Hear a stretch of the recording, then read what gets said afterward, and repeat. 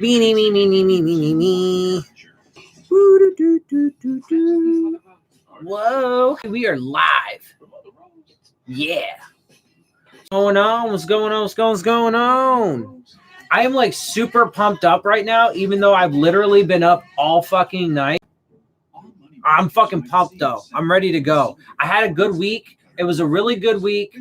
I'm pumped up. It's game time. I think we're going to win this game. Oh, wait. Hey, my camera's fucked up. There we go. There's my ugly mug. All right, cool. Yeah, so fuck yeah. I'm pumped, man. I had a good week of work, good week of other motherfucking shit. Ooh. Man, so real quick, some interesting news that I saw. The Tennessee Titans are now talking about making Ryan Tannehill their franchise quarterback. Surprise, surprise. I wonder who could have guessed that. This guy. Also, I just got an alert right now from Bleacher Report that apparently Odell Beckham Jr. could possibly want to get out of Cleveland. That's interesting because now if it starts falling apart with those big, because they got a lot of big personalities in that whatever, and if they start like losing people and people start like players or whatever, then the one example we have for an NFL team that's tanked is just going to end up looking a little bit worse. So anyway, I'm doing some things right now. I'm cutting up a little bit of weed for the game, and I got what did I got? I got tomato soup. I just made a quick bowl of tomato soup because I'm hungry and I want to eat a little something right now. I am super fucking hype right now. I don't know why. It's weird. I've literally been up all fucking night, but I'm hype as fuck. Anyway, inactives real quick. Cornerback Lyndon Stevens. He's the new dude that just came in. Guard Shaq Calhoun. Again. And then why? Why is Shaq Calhoun? Taco Charlton is inactive. Evan Brown, the new center guard, is inactive. Wide receiver Trevor Davis, the new guy. Defensive tackle Zach Seiler. So a few of those guys, Evan Brown, Zach Seiler, and Lyndon Stevens, are all like just signed guys. Trevor Davis too. But Shaq Calhoun, why is he out? Again, why are they leaving him out? Like, bruh, I'm telling you, they are. There you go, right off the bat. And Taco Charlton, they are trying to now again, because I care about like full context and stuff. Taco Charlton, half of his sacks have been like cleanup sacks and nothing really impressive. He hasn't really been dominant or any kind of thing like that. Or our pass rush sucks, but he's the best we've got. So why are you keeping him out? Like, I don't even think he was on the injury report. Matter of fact, like. And Shaq Calhoun, like one of your best offensive linemen, just mysteriously inactive yet again, even though he's not on the injury report. Bruh, like seriously, anybody who thinks that the Dolphins coaching staff is not very much a part of this, hey, I got to be right back. I got to go check on my soup before I burn it. Well, speaking of there he is. He's a veteran of the New York Jets. That's what he's done so far this year. He will get the lion's share of the runs today. He's got over 3,500 yards in his career and over 200 receptions. His running style, hitting the hole fast, kind of fits what this offensive line can do better. He gets to that hole before it can close. Speaking of the offensive line, not too great last week in Cincinnati. No, it was abysmal. They gave him 7 penalties. They had 4 sacks allowed. Darnold didn't have time. He didn't play well. The receivers dropped passes. A bad performance all around. All right, let's talk about these Miami Dolphins. We enjoy talking to Ryan Fitzpatrick. And off of last week, the Dolphins have won 6 or 7 against the Jets. They've won 3 of their last 5. Last week, they were fantastic against the Eagles. Yeah, forget all the tanking talk. That is over. An unbelievable win. They beat the Eagles, a team that wants to get into the playoffs. They were creative. They were aggressive. They threw the ball down the field. Scary. Okay, so let's note. So Shaq Calhoun is on the inactives list again. Okay, mysteriously, for no reason, Shaq Calhoun is yet again on the inactives list. He's one of your best offensive linemen. And let's also remember, okay, Brian Flores fired his offensive line coach a week into training camp because he wouldn't put Shaq Calhoun in the lineup. And people want to say that Brian Flores is not part of the tank, bruh. Why is Shaq Calhoun and Taco Charlton inactive when they're not even on the injury report at all? Why? I mean, it's pretty fucking obvious, I think. Anyway, by the way, again, for anybody who hasn't noticed or wasn't in here a minute ago, I am like super like hyped up for no reason right now because I have not slept. I haven't, but I haven't even had any like energy drinks or anything. I'm literally just pumped for the game today.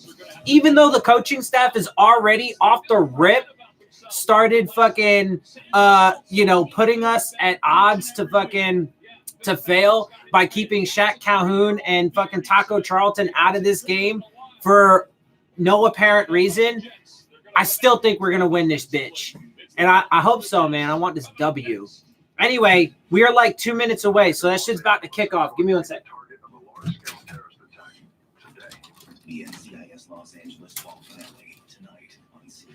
Aight, yo. So, also, for anybody who hadn't, heard me say it before, some interesting news from around the league.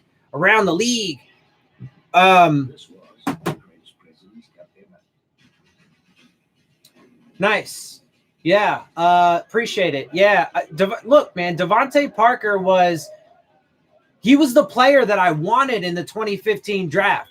Literally, there was one player that I wanted us to get in the first round. It was Devontae Parker.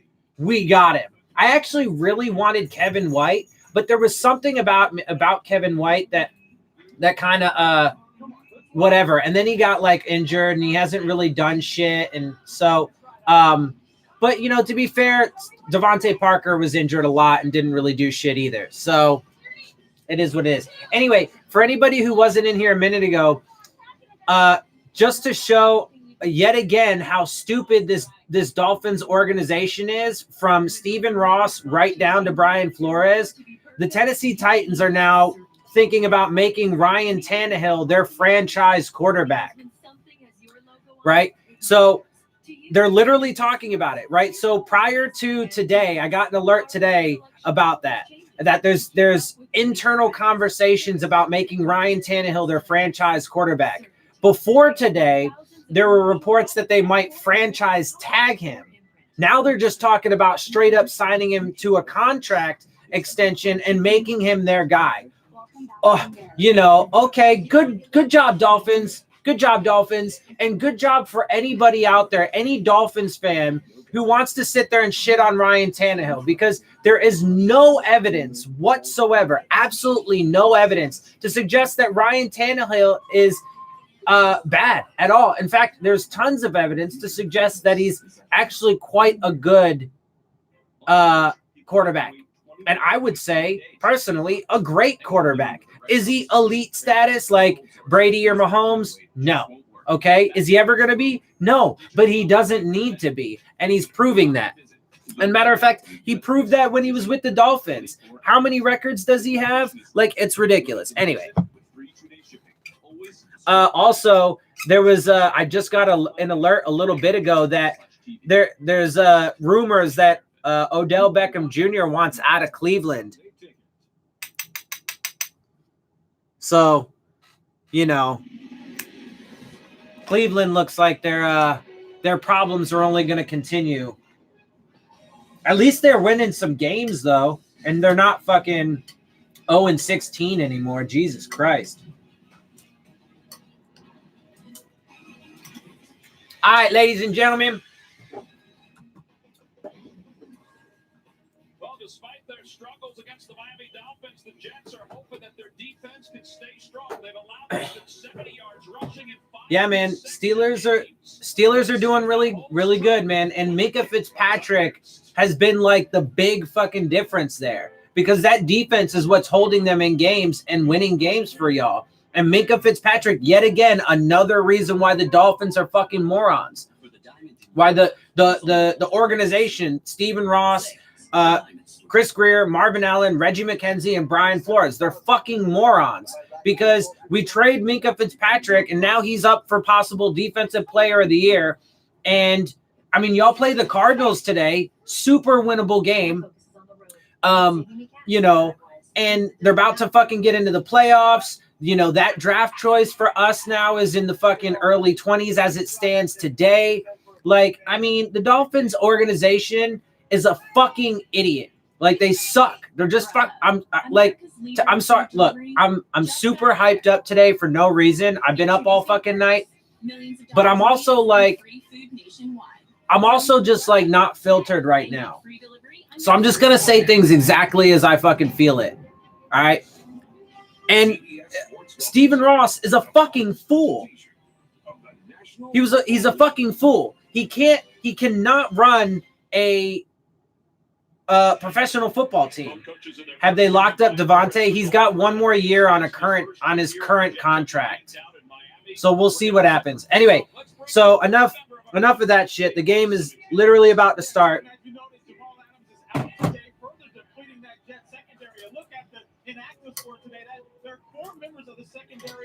So again, one more time though, before we actually start this game. We'll see if he breaks 1,000 today. I mean, I'm pretty certain he's going to break 1,000 on the season anyway. So, but we'll see. I'm wearing his jersey in part because I'm hoping that he has a big game today. So the Dolphins are kicking off, which means we'll get the ball after half. Anyway, let's note one more time though as we start the game. Shaq Calhoun, one of your best offensive linemen, and Taco Charlton, your best pass rusher, are inactive today in a game that is very winnable. You know, this Jets team is obviously got, you know, their struggles in a lot of different ways, but also they're like, you know, super injured. And so again, just two random inactives. There's no reason why those guys should be inactive, but they are. So there you go. Right out of the gate, the coaching staff has decided to make, you know, things that much more difficult on us. Anyway, game has started. Let's get into it. It was a first down run by the Jets. They got like 3 yards. All right, bro. I want this W, though. I want a motherfucking win. Let's get this shit. These players, man, they are fucking giving it their all. Oh, they got a first down on that second down pass.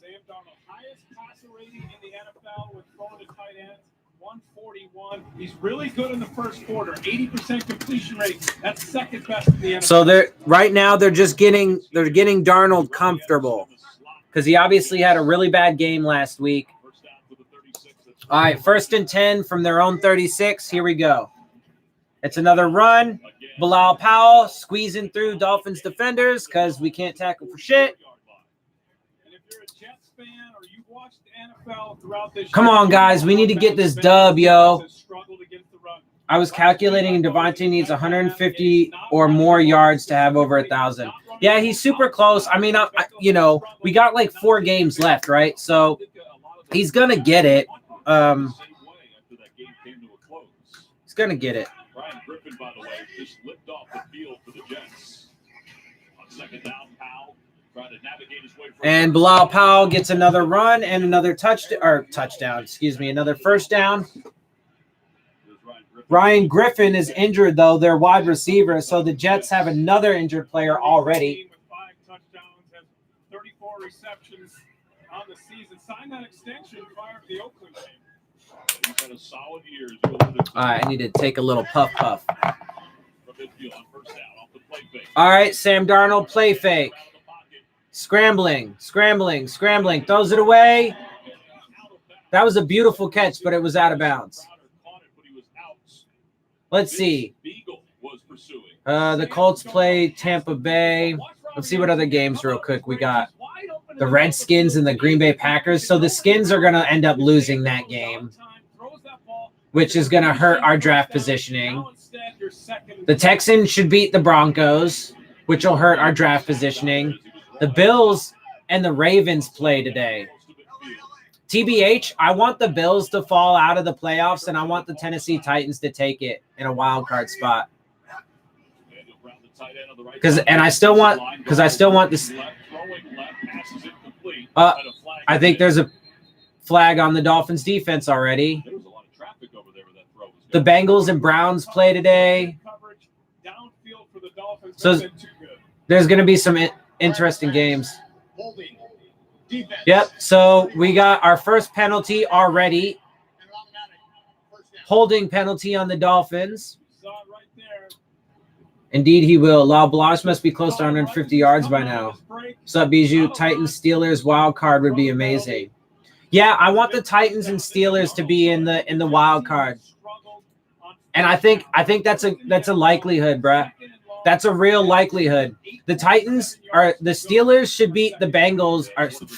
The Steelers should beat the Cardinals today when they play later this afternoon. The Titans play the Raiders. That's going to be a tough game, but certainly a winnable game for them.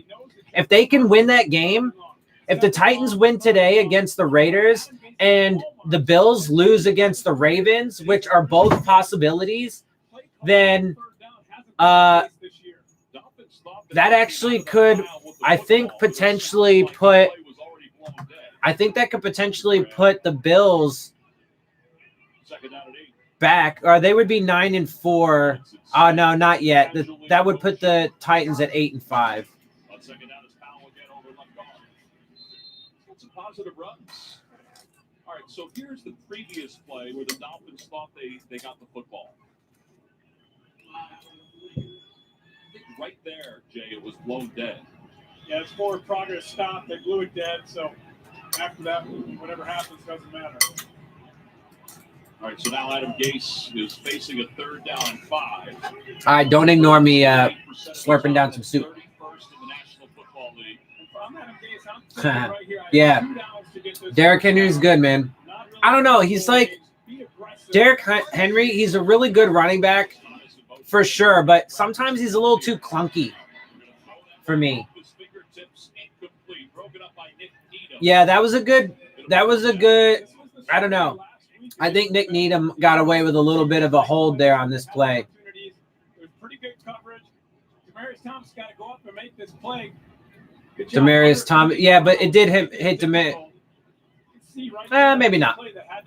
Oh, look, the Bengals got a field goal already against the Browns. The Browns need to win that game, bruh. If they lose to the Bengals, yeah, then that's gonna be like down the drain for them. Let's go. Yeah, good. You know, hey man, if you're a Jet, it's still 0-0. If you're a Jets fan, root for him, baby. I mean, I'm an Adam Gase fan for sure. So I don't know if you like Adam Gase or not, but I would just say give him a shot. Give him some time, man, because he's a lot better than what people give him credit for. And he gets shit on for things that like he couldn't even control. He literally gets blamed for things that are just not even in his control. Also, I would be very willing to bet that Le'Veon Bell's probably either going to be traded or cut at the end of the season, and CJ Mosley might as well. Because Adam Gase doesn't like signing big name free agents. He likes to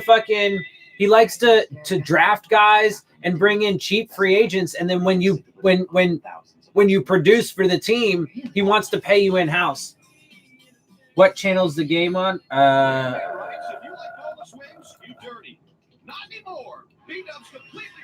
Hold that thought. I'll let you know when it comes back on. Give me just a minute, because I don't recall. Commercials are on right now. Well, we're playing Le'Veon a lot. Potatoes. Well, you have two agents now. I have two clients. You've met my new Mahomes. Yeah, I'd be willing to bet that Le'Veon's probably going to be out of. But look, like I said, man, give Adam Gase some time. the Adam Gase drafts that the drafts during Adam Gase's time as a Dolphin were really good. And he does know, yeah, I know you guys are paying him a lot. But I mean, if they don't, they're gonna get rid of him at some point. Adam Gase is not gonna want to keep him around. I can virtually guarantee that. And it's in part because of the fact that you guys are paying him a lot. And so we had that same situation with Ndamukong Suh, right? He had one of the most crazy bloated contracts. Now that was partly on Mike Tannenbaum and Chris Greer as well, but Adam Gase came in and got rid of it, right? Like he wanted to get rid of that kind of shit. He didn't want to have that. Like I said, he wants to draft guys and bring in, cheap, reasonable free agents, and then if you produce and you're on the field and you do good things for the team, then he wants to pay the people in house. Yeah, LSU's doing really well. Joe Burrow's probably going to end up going number 1 overall to the Bengals. Yeah. All right, Dolphins are on offense. We started on our own 4-yard line because they punted, I'm guessing. I kind of missed that. So let me get into this game. Get in the game. Ohio State. Oh, yeah. By the way, it's on CBS. It looks like the game is on CBS.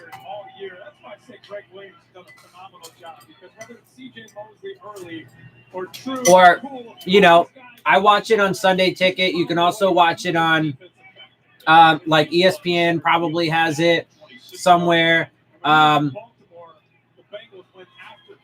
There's also, who's that? Hearns? All right. This Dolphins offense is moving a little bit on their first couple plays. I like it. They have a good receiving core, the Dolphins. Devontae Parker has finally come into his own. He stayed healthy all year. That's been his Achilles heel in his entire career, not being able to stay healthy. And over the last 3 weeks, he's the hottest receiver in football.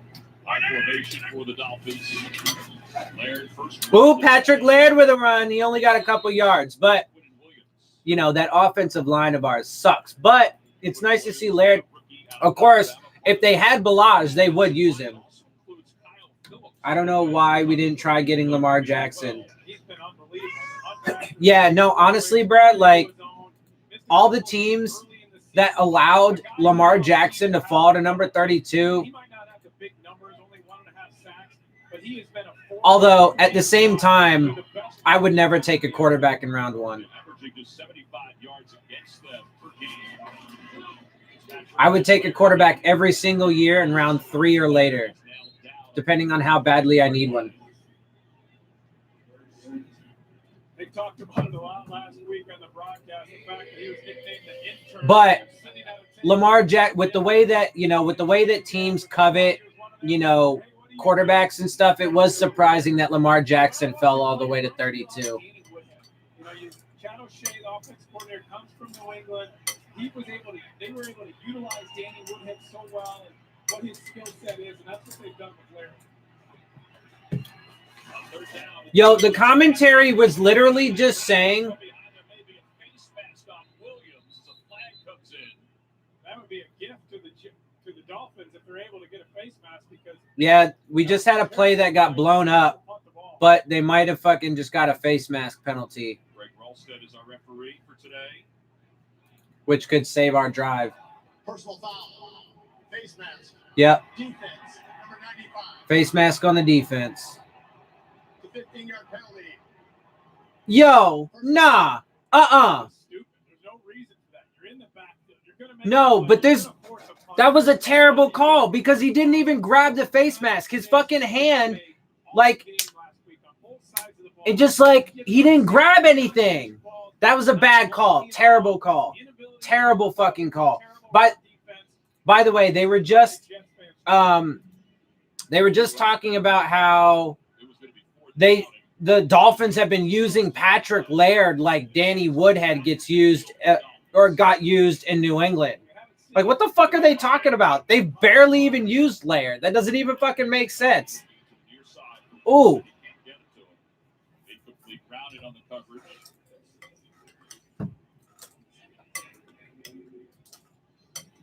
All right, so we talked about running the football. For the Dolphins, they throw it 67% of the time. And you look at what they average per game. Yeah, these are the two worst teams in the NFL in running the football.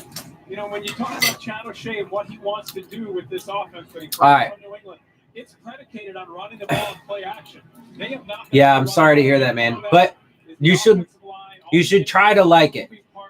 I know it's hard to like school, but at the very least, you should try and have a curiosity and interest in learning, man. It really is important to keep yourself growing and learning more and more and more. We need people to be educated in this world, man. We got enough stupid people. He stood in the pocket, he delivered balls to his receivers, and really just willed that team to win. All right, 3rd and 10 Dolphins. So and we're at midfield right now. 3rd and 10. Come on. It's gonna be tough. It's gonna be a tough pickup. Come on. Ooh. It was tipped at the line of scrimmage, but it looked like Allen Hurns got the reception. It was close though. Kyron Brown was on the coverage there, and he just gave a way too big of a pickup. Just way too easy. If you can run to the sticks, get past the sticks, turn around, and have a huge cushion, Ryan Fitzpatrick's going to find you every single time. 14 yards. Fitzpatrick 4 of 6 on this drive. 43 yards. I'm trying to kill this fucking. Slipper of daylight. I feel you, brother. I get it, man. I wasn't a very popular kid in school either. I got picked on a lot. I got bullied a lot. I got into a lot of fights. And I got into a lot of fights because I would defend other people who would get picked on. Yeah, bro. Like, I get it, man. It's tough. But look, as strange as this might sound, if it's bad like that, then just stick to yourself. I mean, I hope you got, a couple friends. So at least, like I had a small group of friends when I was a kid, right? And I just stuck to my small group of friends. Stick to your small group of friends and focus on yourself, brother. Focus on yourself, man. Just whatever you can do to improve upon yourself. Understands what Chad O'Shea asked him to do. And look, if you're not a popular kid anyway, then you don't have any excuses to not work hard in your studies and shit like that and learn and fucking excel. All right, baby, we're getting close to fucking scoring. Come on, baby. Let's get this touchdown. We're inside the 20. They said he derives his confidence from making plays early, and when you get him going, come on, baby. Then he can't be stopped. So it's so imperative to get him the ball quickly and early. The Dolphins with a 2nd down and 3 under 6 minutes left. 2nd and 3 on the 15. Yeah. Patrick Laird. He almost got through the hole. He got like a yard, maybe. Let's see. I like it because I'm good learning, but that's why I didn't like it because if we educate the masses, where would Trump find his bay? Yeah, Trump can eat my ass. I hear you, Bijou. Man, I'm telling you, bro. Just fucking stay strong, brother. Yeah, we need to get this touchdown for real. Also, I'm in 6th, but it's not middle school. Ooh! Albert Wilson got drilled, but it was a 1st down. Come on, baby. First and goal.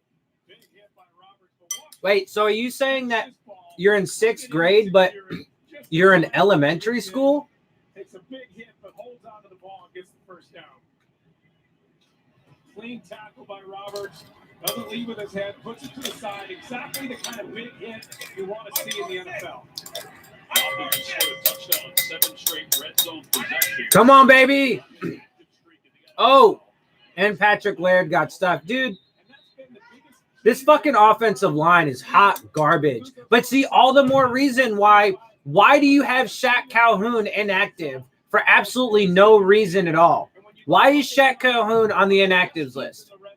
Why? He's not injured, and he's one of your best offensive linemen. Okay. I think there's a pretty obvious reason, a pretty obvious answer to that. It's because the coaching staff is trying their hardest to make sure that we go into games,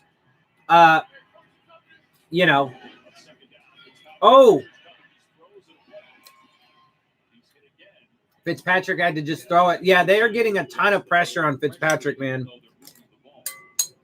Well, last time they played, Greg Williams brought a lot of pressure on Ryan Fitzpatrick. He loves to go cover zero and bring pressure. The problem is he doesn't have corners that can man up and play outside. And Ryan Fitzpatrick did really well against the pressure in the last game. Greg Williams played a lot more cover 2 over the last 4 weeks than he usually does and that he's comfortable doing. Come on, baby. It's 3rd and goal right now. I mean, at least we can get a fucking field goal, though. Oh, and go! Run! Oh, damn. See, he's just not athletic enough. He could have fucking that motherfucker. That goddamn it, Ryan Fitzpatrick. I love him, but if that was Ryan Tannehill, he would have made that bitch into the fucking end zone. He would have got in. But look at him. Look, he stumbles and then fucking drops the ball. God damn it. And did you see some of Ryan Tannehill's rushing touchdowns for the Titans? Like, he bossed that shit in there. Like a fucking G. Like a goddamn G. Okay? That motherfucker is killing it. Loud, careful what you wish for. I've seen an I eat ass bumper sticker on the beast. 22-yard field goal. 3-0 Miami. Well. Hey, man. Ain't nothing wrong with eating a little bit of ass once in a while, right? Anyway, field goals. Yeah, I think we just kicked a field goal, right? Or we're about to. We just did. And that's why I can't try out for football because it's not middle school. That's weird as shit. 50% off store-wide. That's like a 50% off. I don't know. Yeah. I mean, I have heard of that before, but it's usually because it's like small towns. That's usually a thing that I've heard of in like really small towns. Do you live in a really small town? Because I've heard of like really small towns, like when they don't have, when they don't have the money and the ability to build, like a high school, an elementary school, a middle school, and a high school, they'll just like split it between like elementary and high school, and they'll do like, 1st through 6th and then 7th through 12th. But if you don't live in a small town, then yeah, I don't know. I'm sure there's some reason. Get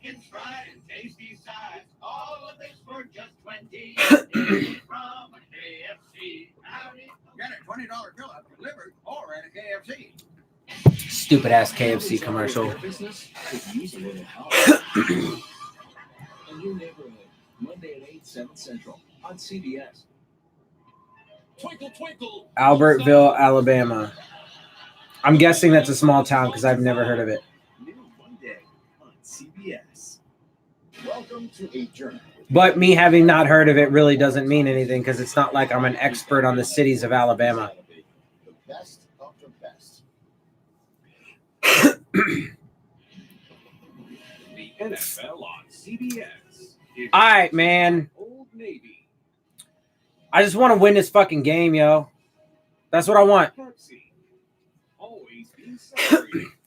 I had a really good week. KFC. It's finger licking good. Started out a little slow, but the back end of the week was certainly awesome and great.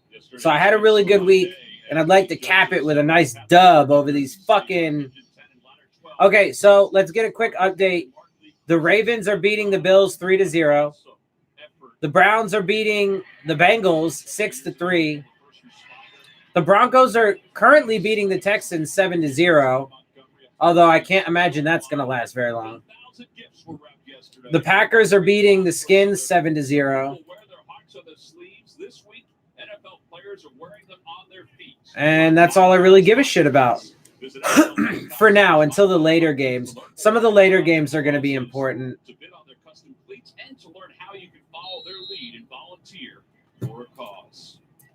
Our schools is the richest in the country, but other schools have 6.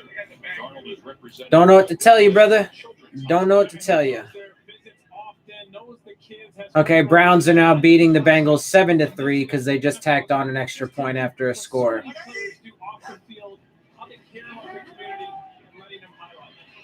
Oh! Bilal Powell just dropped the shit out of that pass. 2nd and 10. I will be right back. The children there were the ones who wrote all the messages on his face. It's just great. I just love it. 3-0 Miami after a 22-yard field goal.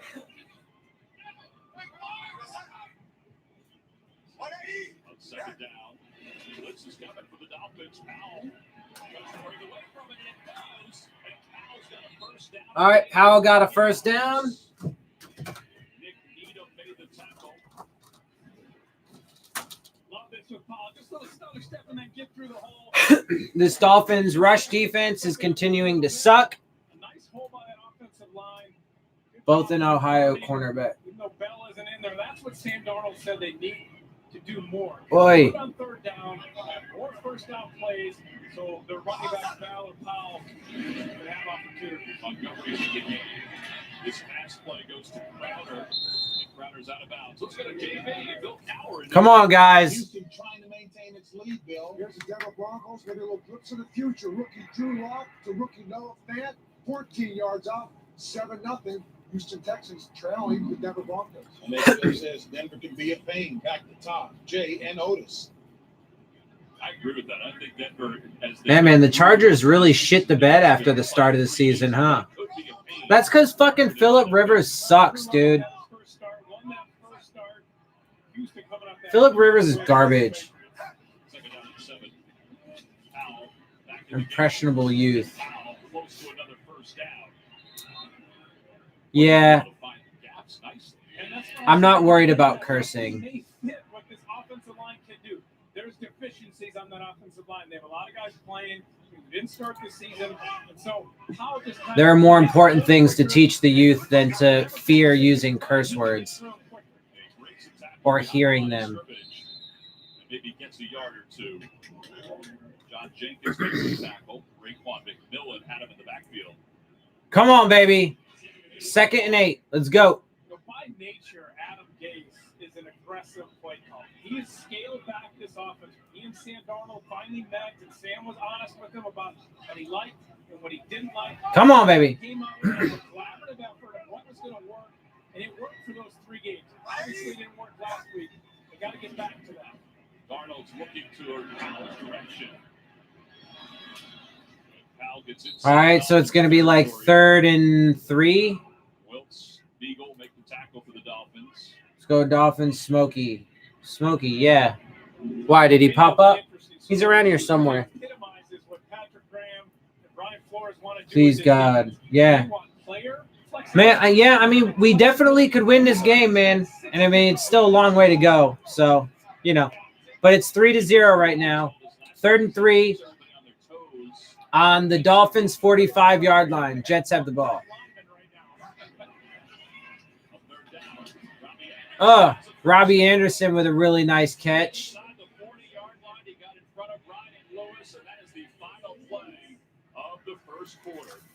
Wow, the first quarter just fucking ended? Holy balls, that shit went by fast. Why did that go by so quick?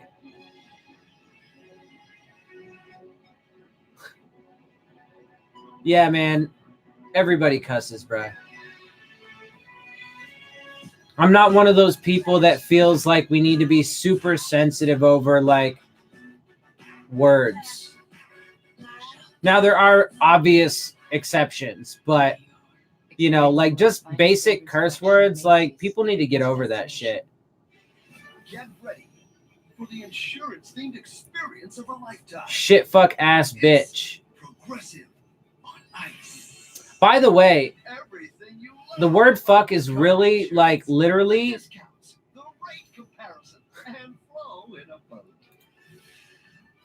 and I keep things like, Insurance adventure awaits at Progressive on ice. come on, man, you know, I always go off screen to, like, take my hits, even though I probably don't really need to, but it does it anyway.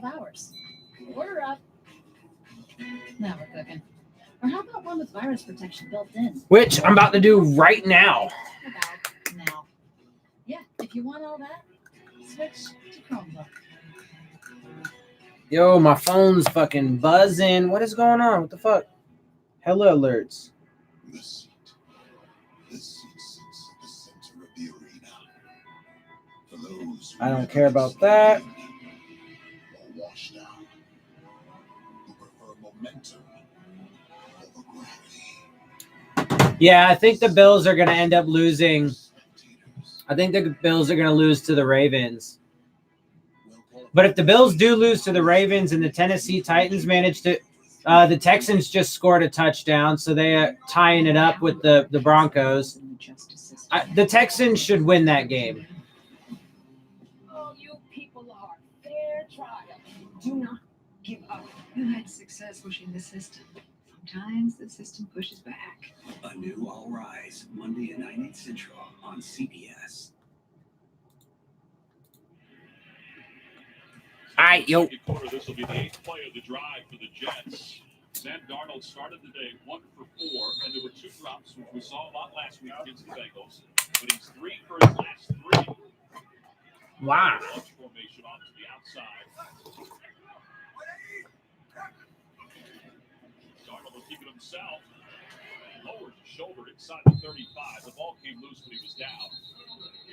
So Darnold had a little play action, and he, or an RPO, run pass option. He is doubtful to return with the ankle injury, and he is a huge part of this offense. Sam Darnold really loves him. 5 touchdowns already this season. That is a huge hit for the New York Jets. They're already without Le'Veon Bell. Yeah, the Jets lost their wide receiver, Griffin. It looks like he's going to be out for the rest of the game. Come on, it's 2nd and 6. They're on the Dolphins 33. Come on, baby. That's a first down. Come on, guys. Let's get this stop. Fuck you. For unlawful carnal knowledge. I didn't say anything that carnal. I said like holy balls. What's wrong with that? It's a place should 3-year-old say it. You know, if I ever have kids, I'm going to teach my kids how to fucking curse. I'm going to teach them how to curse right. Oh, it's a touchdown. God damn it. Fucking bullshit. God damn it. Come on, guys.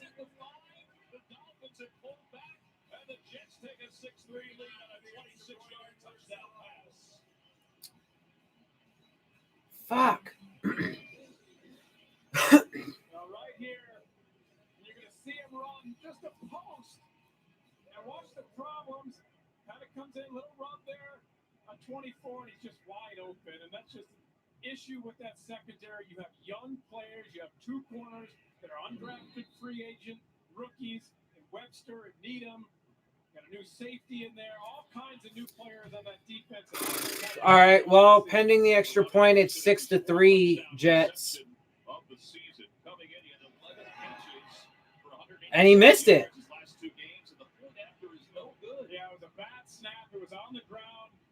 Bad snap, and then he shanked the shit out of it. That certainly had an impact with Sam Ficken and his ability to make that kick.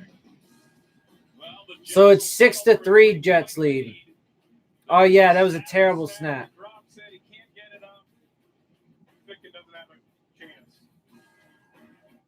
traditional base. Seems like some are going at the speed of yesteryear, but not here. Terrible snap, terrible This is handle. Capital One.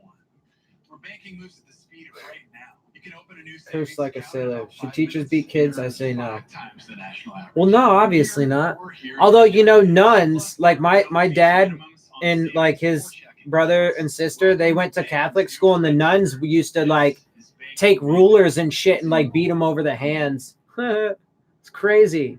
Crazy. Nah, but yeah, I'm gonna teach my kid. If I ever have kids, I'm gonna teach them how to curse, bruh. And they're gonna curse with the best of them. But they're also gonna know like how to be sarcastic and not like get offended over ridiculous, trivial shit too.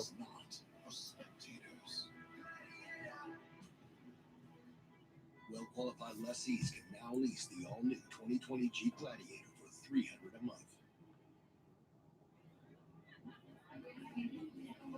Wait, what the fuck?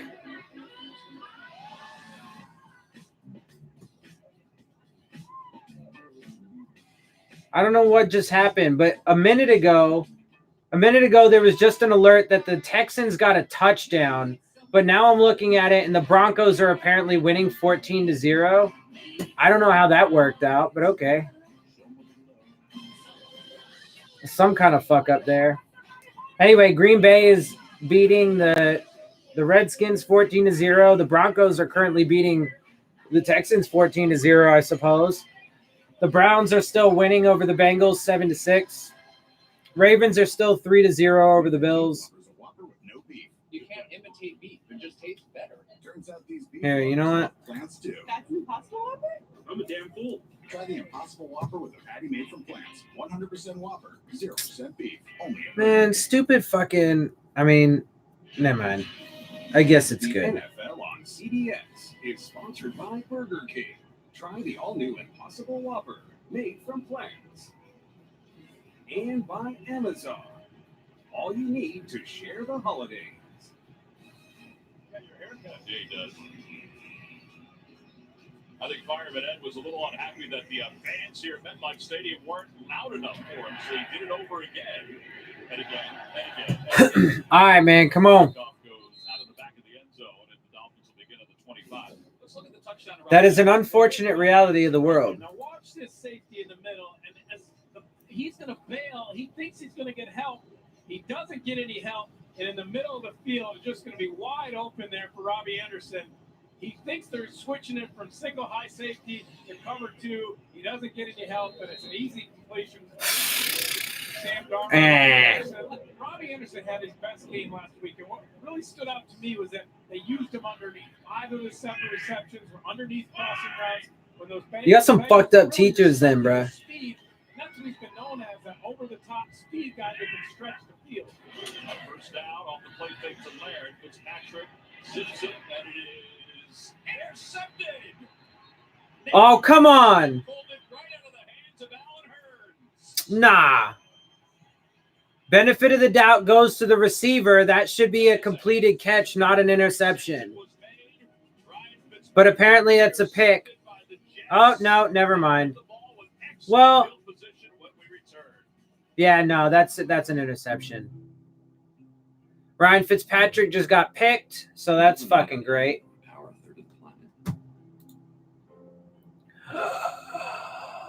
She doesn't care. God damn it. Come on, man. And she isn't impressed that we span 3 centuries of invention. I like rooting for Adam Gase, just not when we play him. Is it her grandson is starring in a school play? God damn it. Baby will be arriving soon. I'm fucking tired, yo. And he has homework to do.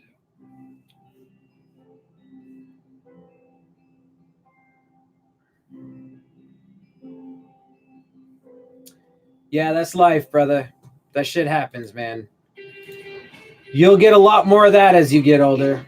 Trust me. Yes. And it's on rollback. So cool. Honestly, bro, like the only thing I can tell you really in that way, like the only advice I can give you there is, look, as hard as it might be, you just gotta like shrug that shit off, man. When people fuck you over or take advantage of you or whatever, I've been taken advantage of a lot in my life. I've been fucked over a lot by people a lot in life. When they do that, just look, take it for what it is, recognize it, understand what that person is, who that person is, what kind of person that person is, and you know, just move on, bro. Like, you know, you gotta, if somebody does you wrong like that, then be like, all right, cool. You know, if that's how you want to be, then that's how you want to be. You ain't part of my life no more, and just move on. There's always someone else. There's always other people. And at the end of the day, you need to take care of you. You need to make sure that you're good, you know, first and foremost. Take care of yourself, and then all the other shit will come. The Unicorn Fall Finale, Thursday at 8:30, 7:30 Central on CBS. Been a long time since Nate Hairston had an interception for the Jets. It's only the 8th interception of the God season. damn it. That's looked field position on first down. So Jets are already in our side of the field. Anderson looking to throw. He'll try to run now. We watched this in practice the other day, and Thomas was open in practice, not so much there. Speaking of being open, Hurts was open on this pass. He was, but you see his just sitting there waiting on the ball. He's going to come back to that ball for his quarterback because he waited. That allowed Harrison to get in there and really grab and reach and take that ball away. Come on, guys. 2nd and 6. I mean, this defense is just, and Taco Charlton is for some strange reason inactive too. I just don't know if this defense is going to be able to hold up, man. And the offense is not doing so hot. I mean, if it keeps going like this, then we could lose. Well, good, man. Keep it trucking, Bijou. In fact, they did you a favor by exposing everyone for what they are. Absolutely, man. If people want to be fucking fake and fucked up like that, then fuck it.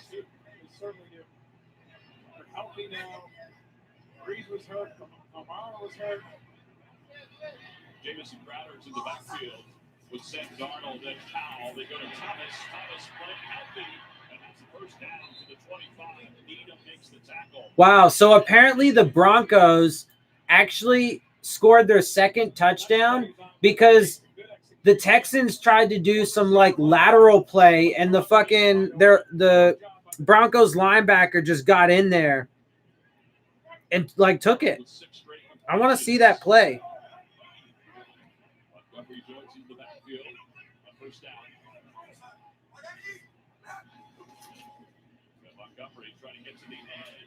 Oh, no, wait, never mind. Wait, what the fuck? And they need to have balance. And, you know, Gase, let's be honest, he doesn't want to. Oh, I see what they meant. The Texans fumbled the ball. They picked it up. The player that picked up the ball was going to get tackled. And so he handed it to another one of his teammates before he got tackled. And then he managed to run it in 68 fucking yards.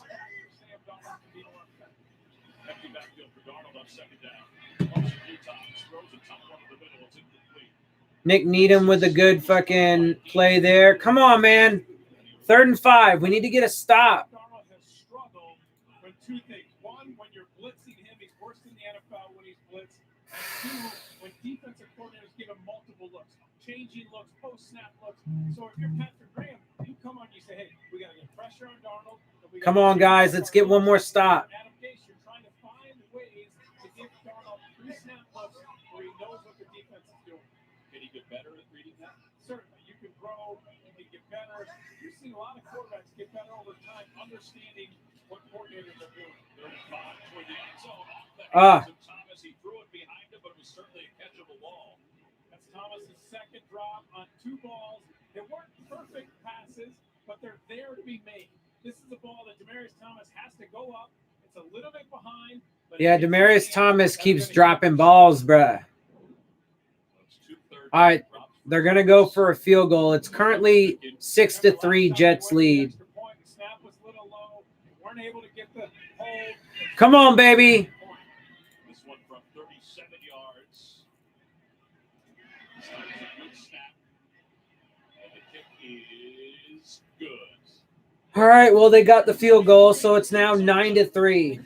But so far, it's been a really low-scoring game, so This is more than just TV. that's kind of how I figured it would probably end up going. But we'll see. I mean, there's still a lot of football left to play. So far, it's pretty low-scoring.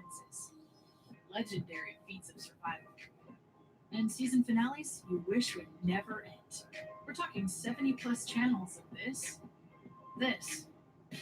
and this. Don't miss a moment of the TV you love. Oh, man. The best way to stream live television. YouTube TV. Try it free. Today's attendance, 19,000 State Farm agents. Over State Farm.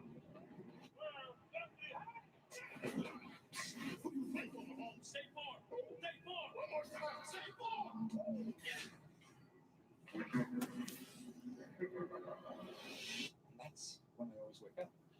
What does it mean? Clearly, it means you should combine your home and auto with State Farm. It's a weird interpretation.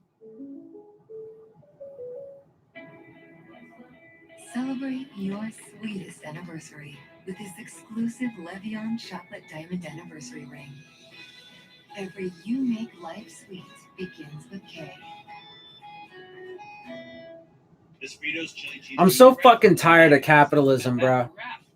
Right, you know the commercial's not. I'm so fucking tired Yep, very good. of capitalism.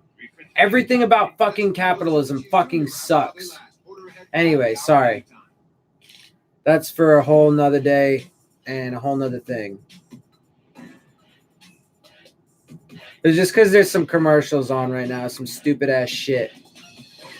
Go to NFLshop.com and gear up. Man, I'm fucking tired. So my energy's kind of starting to fade a little bit. These schoolgirls kept singing it today. Oh, shit. They said they couldn't stop. There could be a supernatural dimension. The song is just stuck in their heads. Then explain this. What's happening? I don't know. What stops it? Nothing. The Evil Fall finale, Thursday 10, 9 Central on CBS. There's much more to the puzzle on the new series Evil, Thursday at 10, 9 Central on CBS. So the Ravens are now up on the Bills 9-0. Browns still up on the Bengals 7-6. Broncos still up 14-0 on the Texans. Green Bay still up 14-0 on the Skins. Dolphins just got the kick. All right, so Devontae Parker was one of the more entertaining players in the NFL. All right, man. Well, he has been the last 3 weeks.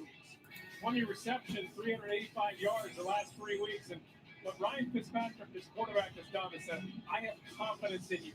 I'm going to throw this ball. This was a 4th down play. This got that team going in this game.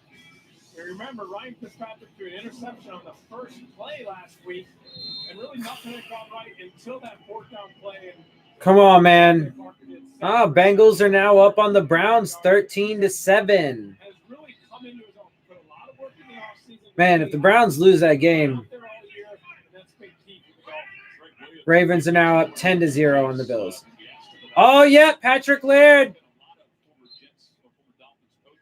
That was a decent run. Goddamn fucking blocking needs to be better. Lee Harvey, how have you been? Yeah, and they all said defensively, if you're the Jets, don't let Like Lee Harvey Oswald? that if he gets That's a bad up guy. early and he gains confidence, that's when he can really beat you. He only has 1 catch. I'm fucking tired, man. So far. Even All right, 2nd and 4. Come on, boys. get him the ball early. Well, they haven't 2nd and 4 on the Dolphins 33-yard line. We can get a touchdown, take the lead. Oi, Patrick Laird.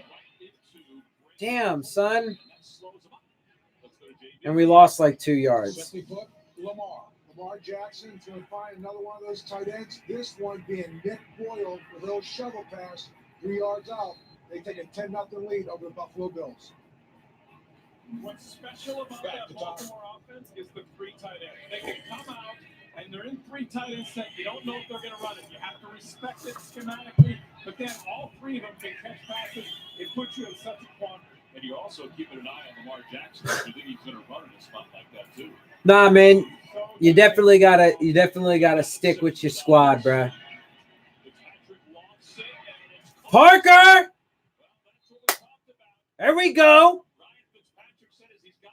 Uh-oh. Uh-oh. Parker looks a little shook up. Just trust your receiver. If you don't know what to do, throw it up to Devontae Parker. Just put it up where he can go make a What play. happened? An excellent job coming back to the ball. That's what Hurts didn't do on the Oh, he got slammed on his face. They're going to evaluate him for concussion. Pretty sure they're going to evaluate Devontae Parker for a concussion. Fuck. Patrick Laird.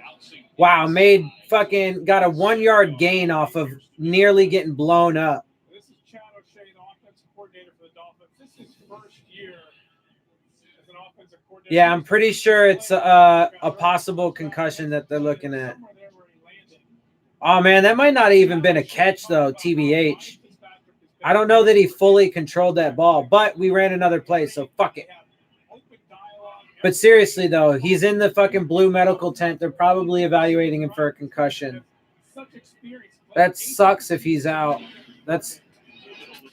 Oh.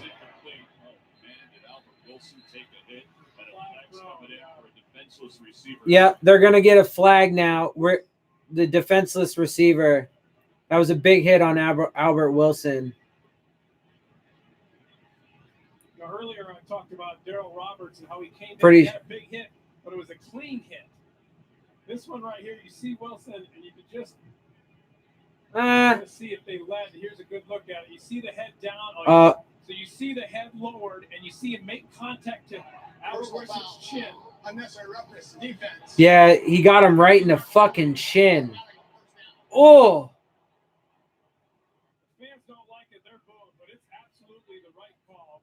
Burgess doesn't like it either.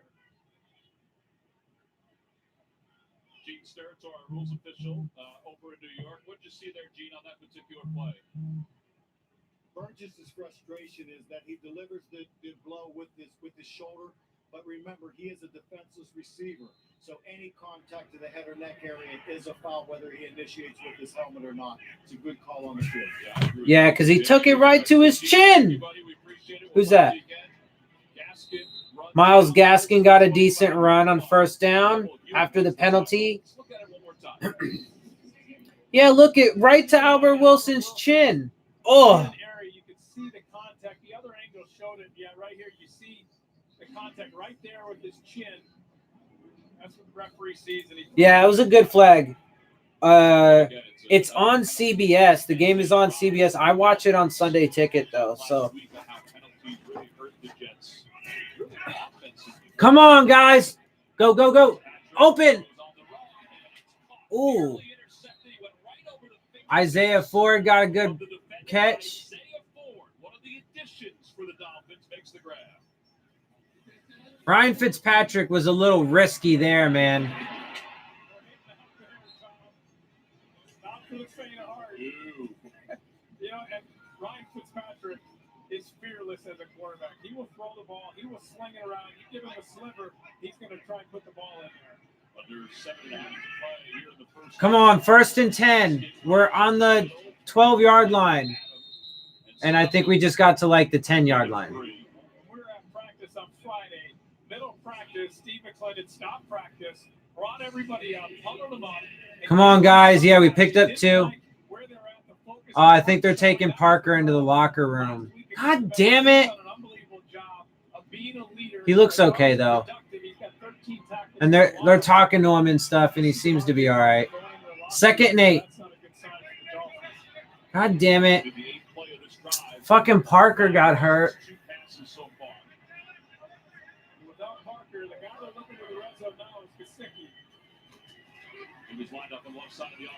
Go! Patrick! God damn it. Fitzpatrick picked up like 4 or 5 on a scramble, but God damn it, he's not very graceful. Like, I know that's a weird thing to say, but like, he can't ever keep his fucking balance and shit. Like, he's always stumbling and shit when he's fucking running. If he could fucking keep, like, if he had more like fucking coordination and shit, he actually could probably like do some shit and like get it in there.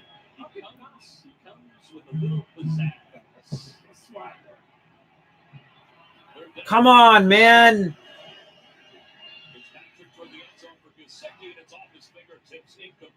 And he's just not throwing very good balls today either. What do you do here if you're the Dolphins? Good job defensively. It's 4th and 4. You always got to be aware of fakes. The fact that they did the fake last week, you're always going to have something off of those fakes, whether it's onside kicks, fake punts, fake field goals. They've done them all this year. Come on. Coach that special teams unit up, get them in defense state, try and not give them a look that they can take advantage of. Sanders kind of downplayed the touchdown reception last week. He put a lot of it on Hawk, but he was asked about it. Damn, the Broncos are leading 21-0 over the Texans. The Texans need to get their shit together right now. Well, that was a little conservative, just 3 points. It's a 9-6 game. Macy's has the gift. What the fuck is going on? Find the perfect stocking stuffers under $25. Something he's sure to love under $50. And hundreds of Everybody's got a rough game. The holidays are here. Oh, come on. That was just a drop pass, bro. Catch that shit. Catch that shit, and that would have been a good game. That's impossible. Damn, the Texans just look like they're struggling in like all fronts today. What do you think of the story so far? Gee, I've always liked Arachnid. Solid opening. Boy, I can't wait to see how it ends. They need to fucking get their shit together, man. They need to win that game. They do need to get that dub. Because otherwise, the Titans are right there to fucking challenge them for that fucking. I mean, they lost a fumble. They're getting penalties.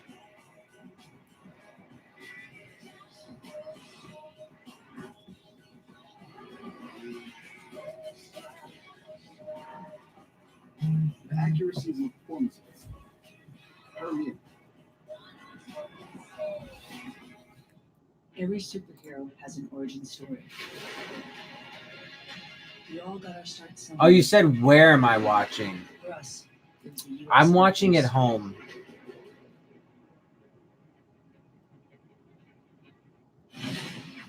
Damn, the Texans are hella struggling today. Come on, man. Y'all got to put up a score. Oh. Man. The SEAL team fall from now. Just everything for the fucking Texans looks ugly right now. Like every single play, there's something that just, ugh. Oz is innocent. The fall finale of SWAT after the fall finale of SEAL team. Wednesday on CBS. Anyway. The NFL on CBS is sponsored by United States Air Force. Experience more at airforce.com. Oh, well, I assumed at first you meant like, how was I watching? But then I read it back and it says where. So that's why I said, remember when you told me we were going to win 2 games in week 1? I told you 6 wins. I'm betting we're still 6 and 10. I'm not really even sure who you are, but okay. With real weapons and horses. Sanders to pick it off. Will have a return. Montgomery to the near side, upended over the 20-yard line. That's where Darnold will begin. Come on, guys. Let's get this fucking win, man. That make up the league's rich history. Remember this one? Today we look back at the 82 AFC Championship. It was a rainy, muddy day at the Orange Bowl. Don Shula led the Dolphins to a victory on the strength of his defense. They had 5 interceptions against Richard Todd. Miami won at 14-0. Would go on to face Washington in Super Bowl 17. I've never warmed up for a game with a rain going on. They did things differently in the older days, okay? Took me a lot harder to All right, Jets 1st and 10 on their 23-yard line.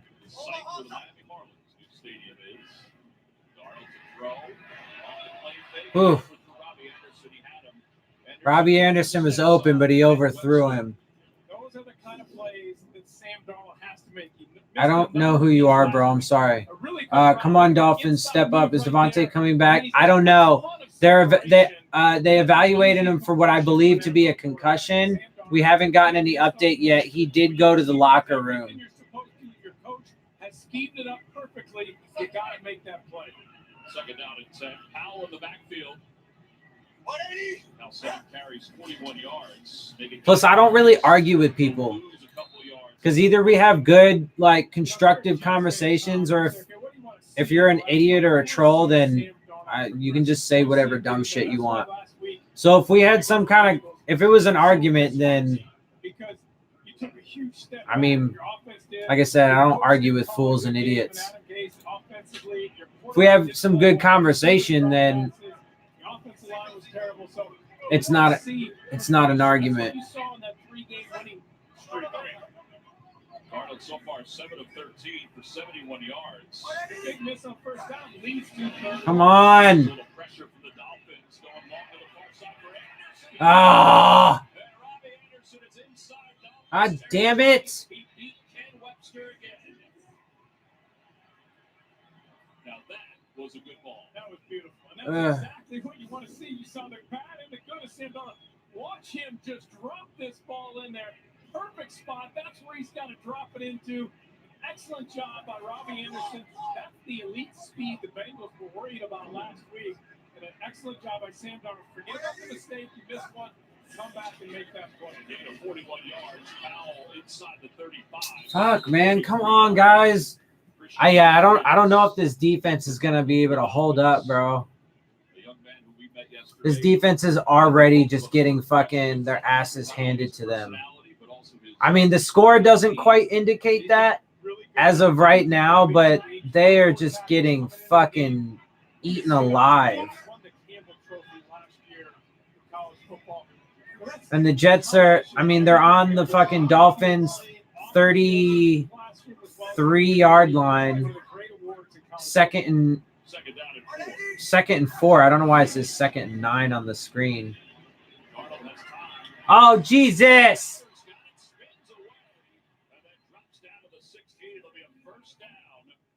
They're playing a bunch of like zone coverages that fucking are failing miserably. Patrick Graham's secondary is really struggling. You've seen a number of times where there's been wide open receivers in the zone there. Yeah, this is just, they're just eating us up, man. Down there in the space, nice completion.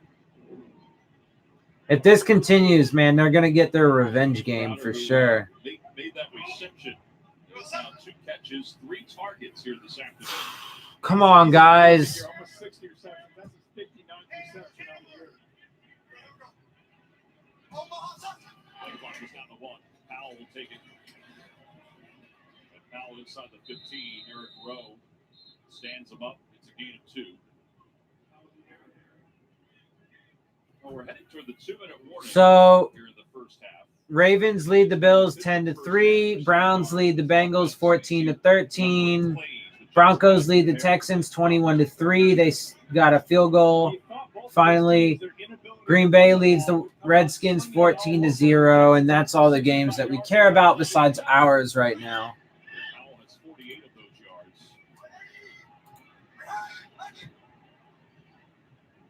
Play clock is winding down, so is the game clock toward the 2-minute warning ends. We have reached the 2-minute warning here at MetLife Stadium. Jets up 3. Well, there's only 2 minutes left in the first half. Dude, this game is going by so fucking fast. You had a dream that Laird scored 2 rushing touchdowns and catches one today. Well, that must have been quite a dream. Because as it stands right now, it doesn't look like that's going to be anywhere near possible. But there is still another half of football to play. We do get the ball after half. So, yum. The defense is doing bad. But watch for a pick 6 on Darnold coming up. I'd love it, brother, but I'm not going to hold my breath. Lol, you need better dreams. I mean, that would be a pretty good dream, man. You know? Samsung makes Yeah. tech. Or Remember what you did to us last time we played? Yeah, but look, brother, the last time we played y'all, look, I mean, at the end of the day, you know, the Jets have a lot of struggles right now. They got a lot of things going on, right? And, you know, the organization itself has had problems, right? Obviously, you guys fired your coach. You fired your GM halfway through the season. You know, there was some issues between the organization and like Jamal Adams and Leonard Williams. Leonard Williams ends up getting traded. You know, and then you guys have just been like injured, like crazy amounts of injuries. And, you know, and then including, you know, Sam Darnold for a little while.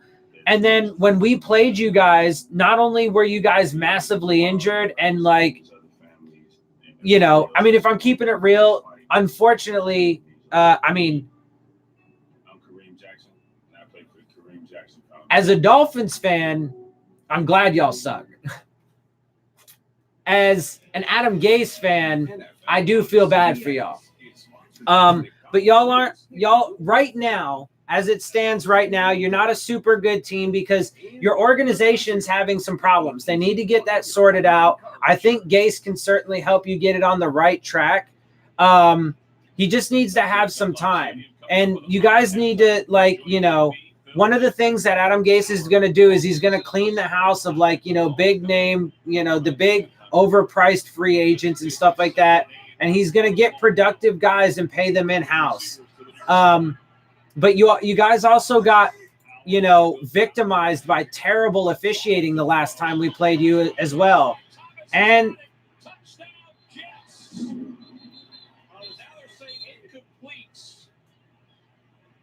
the back official came in and ruled it incomplete. And Demaryius Thomas getting up a little slow. Nick Needham got his hand in there. Yeah, he caught the ball. He comes down. He takes 3 steps. So that's a football move, and he crosses the goal line. yeah, I'm pretty sure that's going to be a touchdown. There's 1, 2, and he's in the end zone. That's a touchdown. 22. Yeah, it looks like there's going to be another Jets touchdown. Near side official ruled touchdown. Laugh at my dream now. Apologize to me later. Hey, bro, I would love to be able to say that happens. If Laird fucking gets 3 touchdowns in this game and we can win it, I mean, right now the Jets look like they just scored another touchdown. So we'll take a look at it. That'll put it up to fucking 16-6. With the draft picks we have in Flores at the helm, Miami will be leaving the Jets in the dust next season. Nah, that's not going to happen, brother. This organization is going to fuck up the draft. They're not going to do it right. They're not going to prioritize properly. They'll do something stupid like trade away a bunch of the draft capital that we have to go chase a quarterback. They're going to drastically under what am I saying? They're massively going to neglect the offensive and defensive lines. They can't talent evaluate to save their fucking lives. And I'm sorry, but Flores is not a very good coach. Not a good head coach. He's not. He's not. And you know the reason why? Because he accepted the philosophy when he got hired to tank. And then, along with Stephen Ross in the front office, Chris Greer, Marvin Allen, and Reggie McKenzie, in tandem with those guys, they systematically tore this team apart and got rid of everybody. And the track record of Stephen Ross and Chris Greer and whatever, like, talent evaluation is terrible. You could say that, but there's absolutely no guarantee. And, I mean, the Dolphins, under Stephen Ross's watch, have proven to be inept at best. So, I mean, look, bruh, I told you, they can prove me wrong, but so far, up to this point, they've proven me right on the vast majority of things that I said would come to pass. I mean, look at dude, they already have one draft, okay? The Brian Flores, Chris Greer, Marvin Allen, Reggie McKenzie front or decision makers. And so Brian Flores just admit the other day that he has say in this whole roster teardown. He's been part of that, right? So what was I going to say? Oh, so they already have one draft under their belt. Let's look at their draft. Christian Wilkins. He's underwhelming. He's been maybe okay. Let's see. Andrew Van Ginkel spent the vast majority of the season on injured reserve, and he's come back. He made a couple special teams plays. That's it. Let's see. Myles Gaskin was inactive the vast majority of the season, and he's been maybe okay at best. Let's see. Who else do we have? Chandler Cox. He's been like non-existent. Josh Rosen is technically our second-round pick, and he's basically a failure. They just cut offensive tackle Isaiah Prince, and he got picked up by the Bengals. The Bengals picked him up. So, I mean, the first draft under this regime, now, to be fair, they need an entire 4 years to be fully evaluated. But this first draft is already looking like shit. I mean, Michael Dieter, he's one of the worst fucking guards in the league. Like, they can blow half their draft picks if they get good undrafted free agents. But that's the thing, dude, is they're not even doing good at that, right? Let's look at it. So Preston Williams is a bright spot, but he just tore his ACL. We have to wait and see if he can even come back. Every single one of the players that they picked up from the AAF, all 8 were failed. The player that they got from Brazil, failed. How many players have they cut throughout the season, right? Mark Walton, cut him. Right? Like, I mean, they're terrible. There's absolutely no reason. It's not fair to say no reason, but there's very little evidence to say that they're any good at evaluating. Like, because even guys like, let's say, Vince Beagle, he's like been okay. Like, the best that they've gotten from any of these guys is okay. Yeah, I mean, it was the Eagles game was the best game we've had by far. But it's looking like that could end up being, a fucking a one-off. I mean, we got 1:25 left in the game. 1st and 10 for us on our own 41.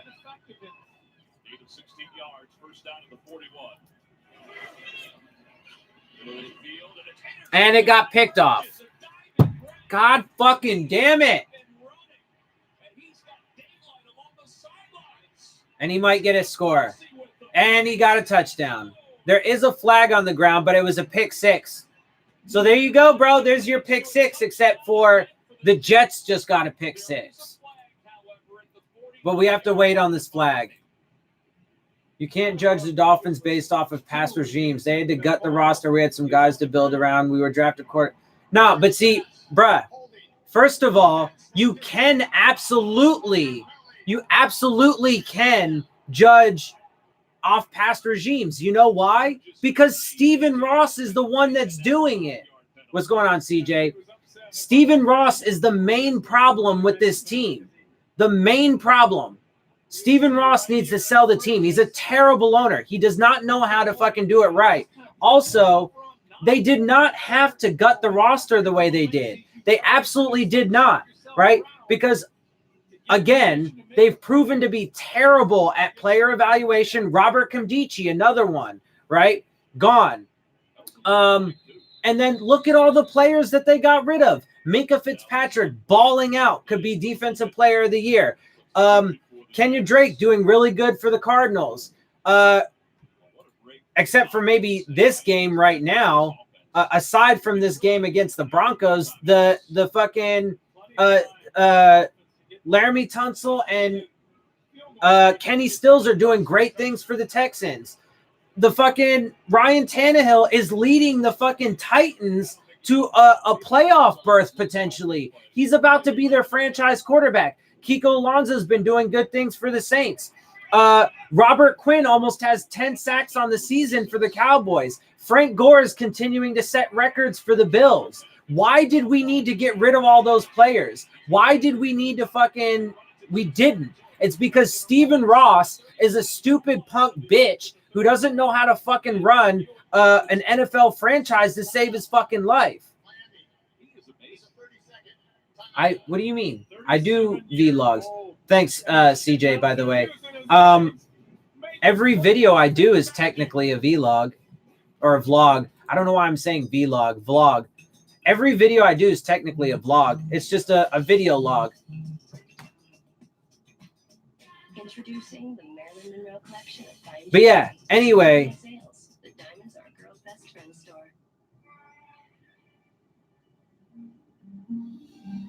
Ross isn't getting in the way. No, he is, dude.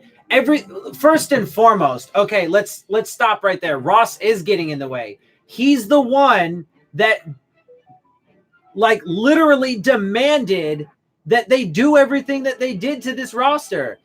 Ross said, you are going to tank this season so we can go get a quarterback this year. That was part of the reason why he fired Adam Gase. There were reports out that Stephen Ross went to Adam Gase and said, I want you to tank the 2019 season to get a quarterback in the 2020 draft, and he refused. Okay? Ross always gets in the way. He's terrible at making decisions. This entire philosophy is just a catastrophe, and it's proving to be it. And look, it doesn't matter how much he spends, because that's one of his biggest weaknesses. He constantly thinks that he can just throw money at it, and that's going to fix the problem.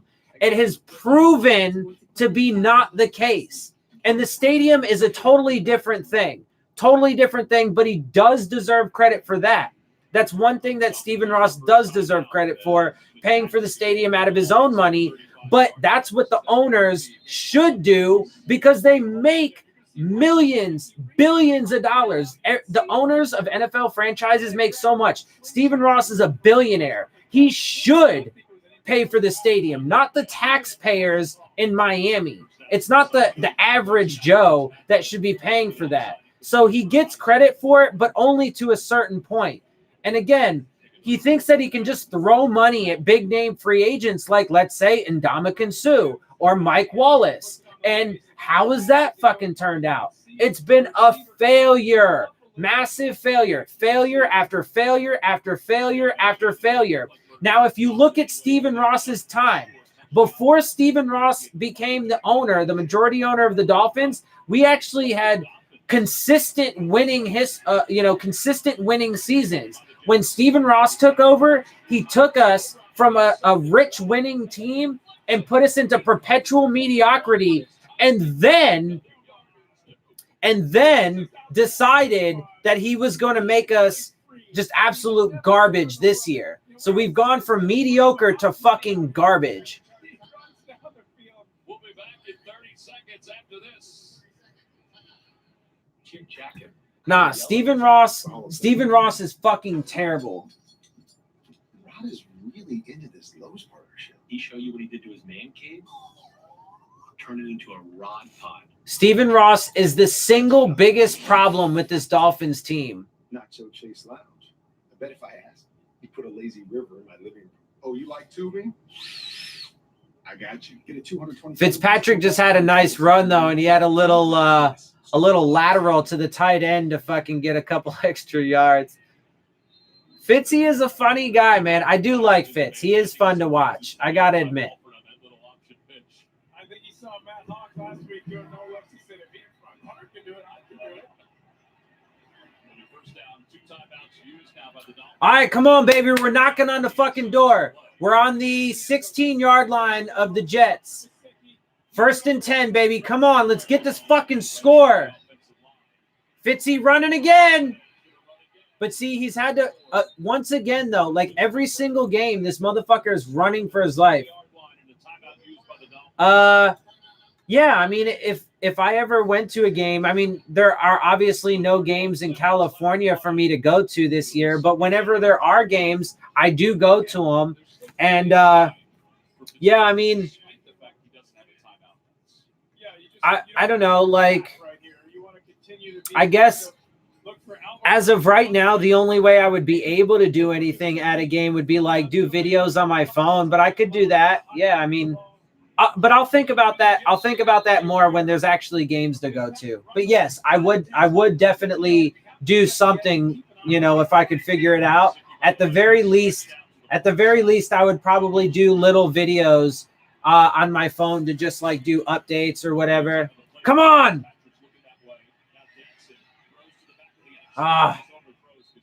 2nd and 4. Come on, now 3rd and 4. Come on, guys. Ryan Fitzpatrick, who graduated from Harvard, a degree in economics. You got 25 seconds. You don't have a timeout. If you're tackled inbounds short of the first down. Come on, baby. At least pick up this fucking 1st down, man. Look, we get the ball after half. Okay? If we can get a fucking touchdown here, make it 13-16. We get the ball after half.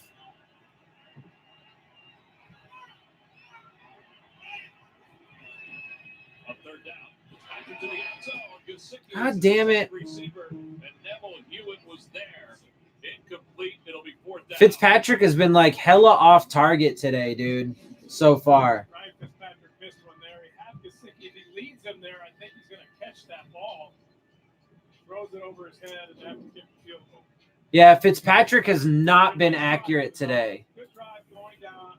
They got the call on Burgess that gave him a 1st down. That was a big call. It was a questionable call. All right, well, we're going for another field goal.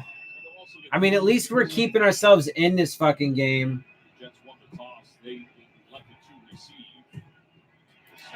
Man, the Texans are getting their ass handed to them right now. Sanders is 3 for 3, and it's now 16-9. Jets lead it by 7.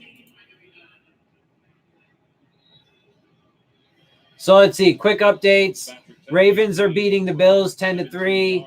Browns are beating the Bengals 14-13. Broncos are winning over the Texans 24-3. They need to get their fucking shit together. Green Bay is beating the Redskins 14-6. And until the later games, that's what we care about. That's all we really care about.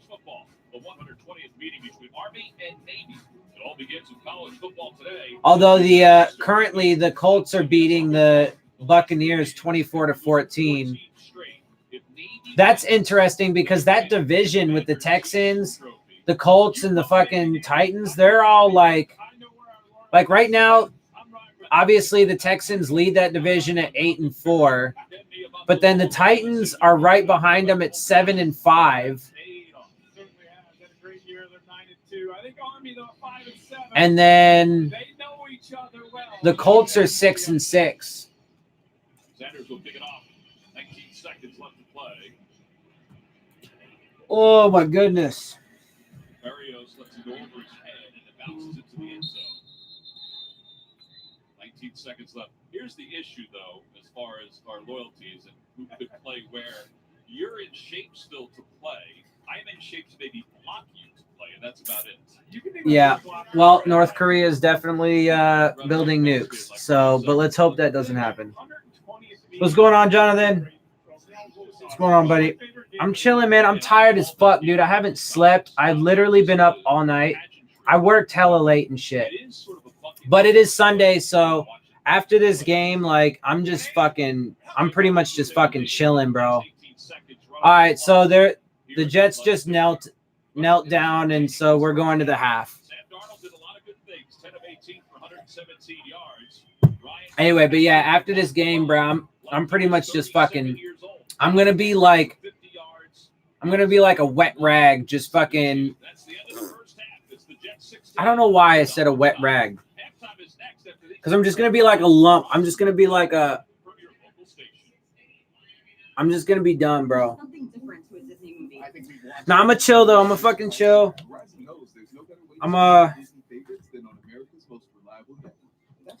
I don't know. I just want this win, baby. Come on. I had a good week. I want to get a fucking dub to end the week. All I want is a W. I'm fucking tired. Woo! She wanted to move someplace warm. But he wanted snow for the holidays. So we built a snow globe. Get that there. But the one thing we could both agree on was getting Geico to help with our homeowner's insurance. What? So what you been saving was really easy. I love you! Sweetie, hands off the glass. Ugh. Call Geico and see how easy saving on homeowners and condo insurance can be. When the world is watching and you need your logo to be perfect, certainty. At 4imprint, we Oh my goodness.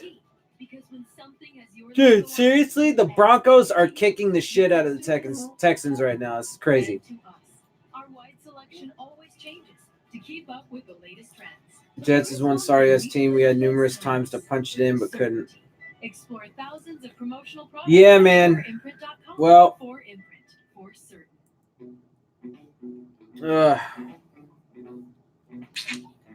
Nah, dude, like, we have no run game, and Ryan Fitzpatrick is, like, hella inaccurate today. He's throwing interceptions. He's missing throws, overthrowing guys. He is under a decent amount of pressure, though. They have been getting quite a bit of pressure on him. You are watching NFL Sunday Ticket. I'm so lazy right now. I had a hella busy week, though. It was a good week. But hella busy, and I'm fucking tired. I'm so tired. Honestly, bro, like. And welcome back to our New York studio and the Verizon halftime report. The network more people rely on now offers more unlimited plans. I don't know. And match. Back here in Studio 43. We got them on the fucking halftime show. I fucking hate halftime shows. Like, I just want them to go right back to the game. So he thinks he's going to keep it. Nope. Nick Boyle catches this. Yeah. Oh. The Baltimore Ravens, they're up 10-6 just before halftime. Yeah, here we go. Denver at Houston. How about this? Broncos quarterback Drew Lock throws an 8-yard touchdown pass to tight end Jeff Ironman right now in the first half. 31-3. The Broncos over Texas. It's good hand in the ugly for Jameis Winston, guys. He's got a touchdown pass. He's got 2 interceptions. Here's the second one, and this is the second one of the day for Darius Leonard of the Colts. The Colts only have 100 yards of total offense, yet they lead 24-14. Tampa Bay has got over 300 yards of offense, and Darius Leonard has got 2 interceptions. It is a shootout in New Orleans. God fucking damn it. Touchdown passes. Here's a by Jared Cook in the scene from 26 yards out. He is now left the field. He's in concussion protocol. They miss a 2-point play. So what's the trickeration here? Emmanuel Sanders takes it on the reverse, finds Raheem Mostert, 35-yard touchdown. Then just now we had Raheem Mostert with this 10-yard touchdown run. You can just see right now, whoever has the ball last, probably going to win this football game. 28-27, San Francisco leads. Woo! Okay, Coach. Yeah. Baby. Washington, Green Bay. Aaron Rodgers completes a TD pass to tight end Robert Tonyan. His first career touchdown. Green Bay 14. The Washington Redskins. Yeah, bro. The fucking Texans need to make some serious adjustments if they're gonna fucking come back in that game. They're getting fucking their asses handed to them. That's gonna be. But you know what though? Maybe they could use a little bit of a wake-up call and a little bit of humbling. First half, drops back the pass. Moves up in the pocket, which he does so well. Finds Robbie Anderson. Woo! God, I can't stop yawning right now. Fuck. Drop it down the field to the sideline. Nice throw. Robbie Anderson once again going deep. Then this throw I love. Back shoulder throw to Demarius Thomas. It was ruled incomplete on the field. The Jets challenged. It turned into a touchdown. So Sam Darnold in the first half, 10 of 16, 141 yards, couple touchdowns. Really solid. You see those numbers. Ryan Fitzpatrick also solid too. Did throw one interception. He's also running with the ball effectively in this game as well. But he has the turnover. It was a great play by Harrison. The Jets to rip the ball away from the intended receiver. But the Jets needed this. They needed a half like this. They needed to get out in front. They stubbed their toes last week against Cincinnati, and Sam Darnold's come back with a really strong half here. I don't know. I'm tired, bro. I'm tired. Like I said, I've been up all fucking night, dude. I started work. I started working yesterday at like 5 p.m. So at about 5, somewhere between 5 and 6 p.m. yesterday, I started driving. I'm a Lyft driver, right? I started driving and I ended at 9:30 this morning. Let's allow him to grow maybe in the system. They have played very well at home. Yeah, they have. I like what he's done the last few weeks. You can see the Jets, they're 4-8. So that's what, fucking things are starting to look up for them, especially the quarterback. But a little update, Jameis 12, 15 hours. And 77 yards in the first half. It's the good and the bad and the ugly, man. I mean, there is countermeasures of you. Yeah, go ahead. Shit. I literally drove for like 15 hours and I haven't slept yet. So I'm fucking exhausted. Is a nightmare. That's the bottom line. I hope I don't like start falling asleep during the game. Shit, man. Like I'm tired. CBS Sports presents the Verizon Halftime Report. The network more people rely on offers more unlimited plans to mix and match. Rule 12, Section 2, Article 7. This prohibits the blindside block. Rule 6. Oh my goodness, God, they just keep coming with the yards. Dr. Jeff Crandall, whose research helps change rules. Through innovations in equipment, smarter preseason routines, and improvements to the rules of the game, the NFL's health and safety initiatives help to reduce injuries on kickoff. Fuck my life. So players spend less time off the field, more time doing things. The Jets got the ball first, so we're gonna get the ball after half. Defensive backs and special teamers in the NFL 100 all-time team. You had a way of making people think they were open just to set the trap. I'm really humbled because those two made you want to be a corner. He's as tough a football player as it was in the National Football League. You got to know where it reads every time the ball snaps. We love to play against the best. That brings out the best in you.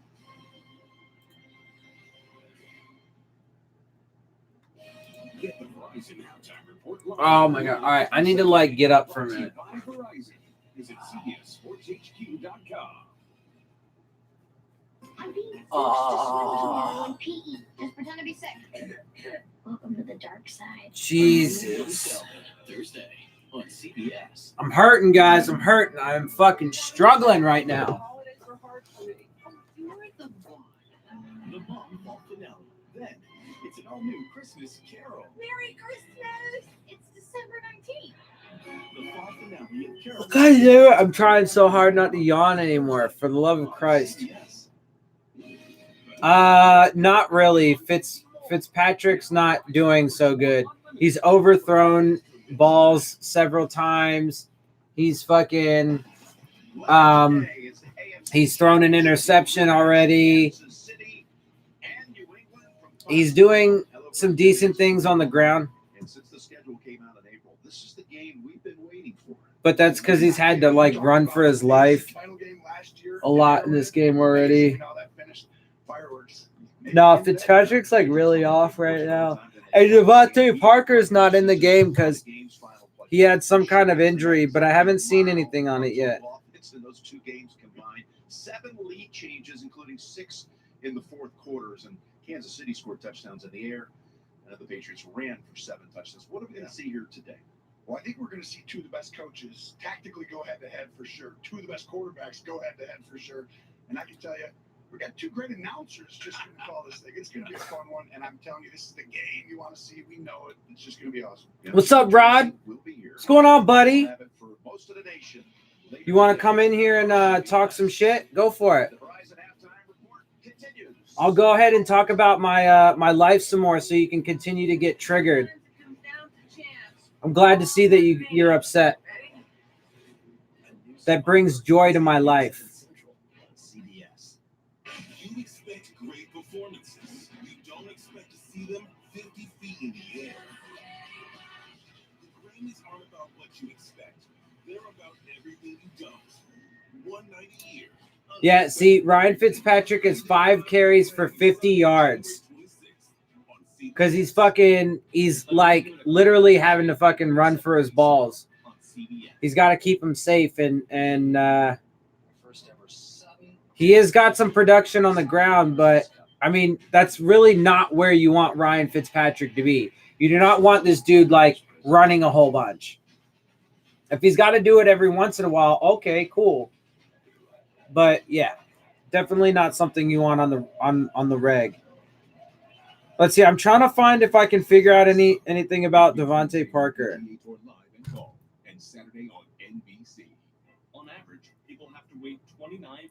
So real quick, Armando Salguero tweeted out Dolphins rushing leaders in 2019. Mark Walton with 201 yards. He was cut. Kenyon Drake with 174. He was traded. Ryan Fitzpatrick with 171. He's a quarterback. And Kalen Ballage with 135. And he's on IR. And also was less than 2 yards per carry. Introducing the future of fitness. It's every class you can imagine. Live. Welcome back to the mirror. You've got this, John. And on demand. It's boxing. Wow. Cardio. Yoga. If Ryan Fitzpatrick gets like 10 more yards on the ground, he will actually set a Dolphins record. The future of fitness is at home. I can't find anything on Devontae Parker right now. NFL Sunday Ticket. Oh, shit, my bad. Rod, hey, did I neglect you, buddy? Are you still there? Do I need to talk more about my life so you can get upset? Well, the score here at MetLife Stadium, it's the Jets 16. My bad, bro. Tell me if you're still there. Come on, let me know. Are you around? So Adam Beasley tweeted out that he did not see Devontae Parker come out of the locker room. Yeah, they're back to playing the way they did when they won 3 straight games, scored 34 points a game. We were down 2 touchdowns last week. Yeah, no, but look, man, the defense just looks. I mean, they looked gassed out of the fucking gate. Like they don't. The defense is not playing well. Ryan Fitzpatrick is struggling quite a bit in the passing game, and that's been our strength. Although Devontae Parker is also out. I don't know, bruh.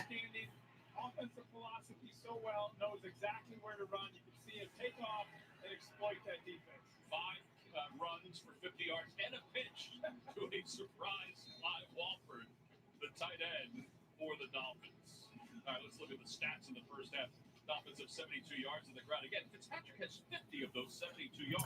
Yeah, so we have 72 yards rushing as of right now. 50 of those are from Ryan Fitzpatrick. That's not a good thing. All right, so they kicked off. It is now our ball, 16-9. Jets winning. You talk about Ryan Fitzpatrick because when I spoke to Adam Gates, he said that's their biggest problem in the first half. It's that Fitzpatrick is so crafty, so slick, and they got to get him down on the ground. He also said that offensively, they have to continue to try to put the football in the end zone. As far as Brian fuck me. They have so many things to improve on defensively against Sam Darnold. Their communication is not good, and they have to play better. He's throwing the ball well. He is throwing the ball well. Darnold 10 of 16 for 141 yards. And there's Laird running the ball on first down. They need to get more pressure on Darnold. They didn't get enough pressure. They didn't blitz him enough. Allowed him to sit in the pocket. That's been the story for the defense for the Miami Dolphins throughout the year. So Laird had a first down run, picks up like 2. Their goal was to get pressure This offensive line fucking sucks. 2nd and 8 Dolphins on the 27. None of them are Devontae Parker. He's not in there. More pressure on Fitzpatrick, gets it off. Durham Smythe gets like 3 yards. So Devontae Parker is out. God damn it. Yep, so Devontae Parker got injured in this game. Such a key to this resurgence for the Dolphins. God fuck, man. I mean, we can't keep getting injured though, man. Like this is So it puts more pressure on even the tight ends as a whole. And then Matt Collins, who's in the game, just picked up from the Eagles.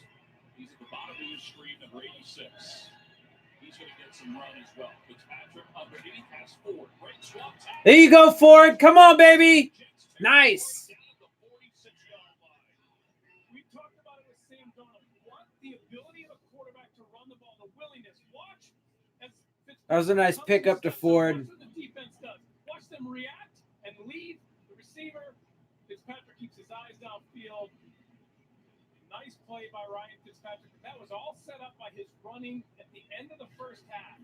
When you are willing to take those yards, the defense has to react to, and then it opens up secondary play. Well, we mentioned that missed tackle by Harrison. That was huge on that play. It turned into a 25. Go, Laird. Ah. Fuck.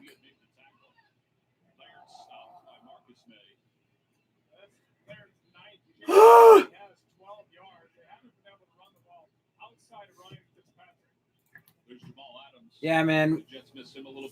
We just literally cannot run the ball. But that's the thing, right? So Ryan Fitzpatrick, yeah, he's got 50 yards. I don't know what the fuck that was all about. But he oh, Jesus Christ. Okay. That was just stupid. What the fuck was that?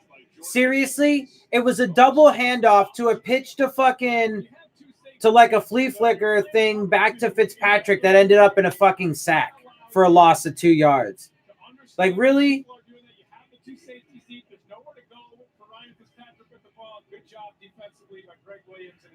That was a garbage play. Because there were no receivers. There was like 2 dudes running routes. Retarded.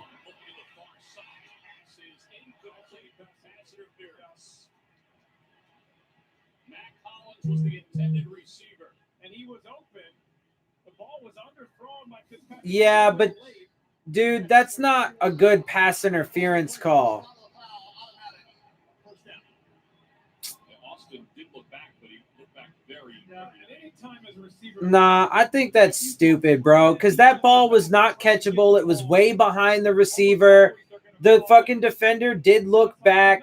And the receiver ends up like running into the defensive back as he's coming back to try and get the ball. Like, that's a stupid pass interference. I mean, I'll take it, but that's a stupid pass interference. Like, the officiating, and it's not like everybody wants to blame the refs. It's not the fucking refs, dude. It's the goddamn rule book.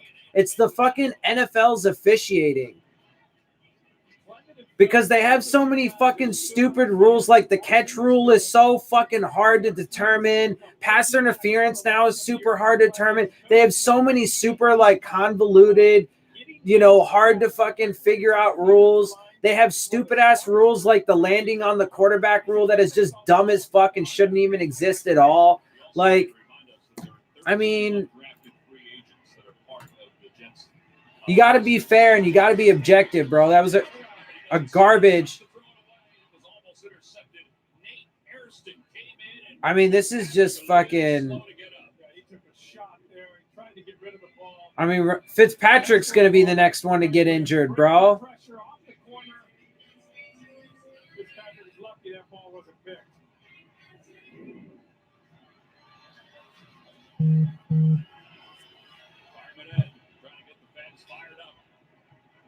Yeah, so Devontae Parker does officially have a concussion, and he's out of the game.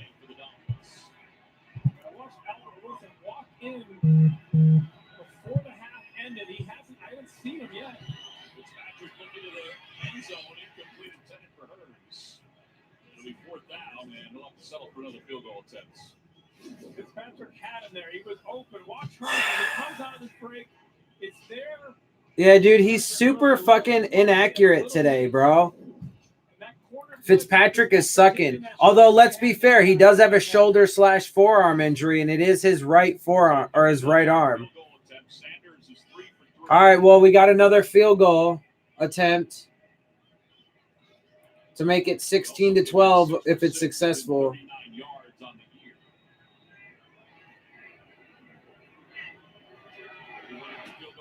Good snap, good hold, and the kick is good. So it's now 16-12, Jets lead. Yeah, dude, that's such a garbage pass interference, bro. It's such a garbage pass interference. But it's not fucking, it's not the ref's fault, man. Like, how do they fucking, they're put in the most like untenable situation. Like, how do you interpret this crazy piece of shit fucking convoluted stupid ass rule book in real time? Like in split seconds. How do you do it? You don't. You fail at it miserably, and that's what happens. What's up, man? What's up, Minnesota? Appreciate it, man. Yeah, I mean, it's been a struggle this game for us, for the Dolphins anyway. Oh, I'm fucking tired.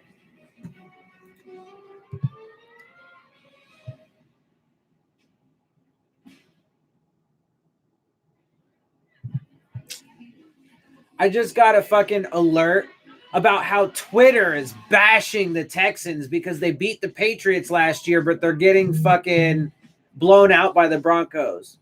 You know what I have to say about that? Who fucking cares? That's another thing about this world that is just so annoying, dude. Who fucking cares? Like, why do all the random stupid dickheads on fucking Twitter matter? Why do the fucking trolls matter? Who fucking cares, bro? Like, I don't give a fuck what Twitter has to say. Like, it's so dumb. Appreciate it, brother. Yeah, I mean, I hope we can get this dub. I mean, it's still close. It's only 16-12 right now, but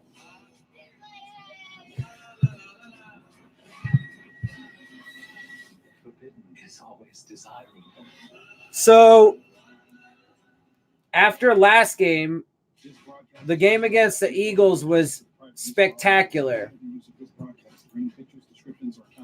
But in this game, there have been some questionable coaching decisions, mostly with their inactives. That's the biggest problem I have against the coaches going in this game right now is their choice of inactives. But Ryan Fitzpatrick has, despite his fucking production running the ball, he's been pretty terrible in the passing game. The defense has not played particularly well. We seem to be regressing a bit in this game.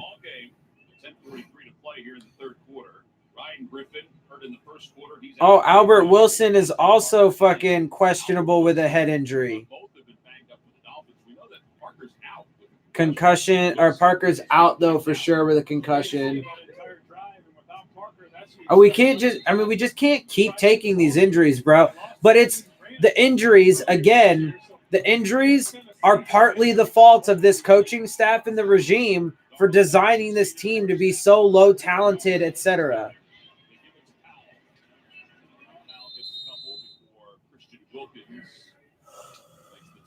Come on, guys. I think he's done a good job. I said it before the game. I thought he would be effective in there, maybe even more effective. Right now, the bell, just because he hits the hole quicker, the bell's out because he was sick all week. I gotta say though, I think Le'Veon Bell's done an unbelievable job of staying positive. Every meeting that we've done, you know, he's had everyone's back. He stayed positive. He's been a motivator out there. All right. So now it's going to be like 3rd and 3, maybe 3rd and 4 for the Jets. Let's see if we can get a stop, man. Come on. 50 yards. Powell 11 carries for 51 yards. Whatever he's got to do. Yeah. You know, 1 week if it's thrown it to Devontae Parker and just putting it up, if I got to run the ball, he doesn't care. He's just out there having fun. This is just great.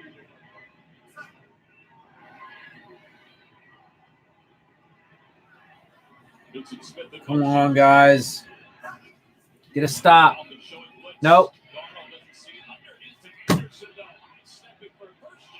Oh, that should be a fumble. Yeah. No, that should be a fucking fumble. He lost that bitch in the air. He tried to leap, motherfuckers. Let me see that again. There's really no reason. He already has the first down. Yeah, he was in the fucking air. I mean, it went out of bounds, though. God damn it. It was definitely a fumble, but it went out of bounds. Fuck. Man. No reason to. There's the ball, and it gets kicked out of bounds. There's no recovery before it goes out of bounds. God damn it. So Darnold to throw again. Ty Montgomery. Maybe a yard. We've already seen Patrick Graham come out and be more aggressive. Trying to blitz Sam Darnold, not allow him to be comfortable. I thought he was too comfortable in the first half. Had time back there. That's been the issue for these Dolphins. The inability to get to the quarterback and affect the quarterback. When you're playing against a guy who's worst in the NFL, versus the Welcome back, buddy. It's still not going very well.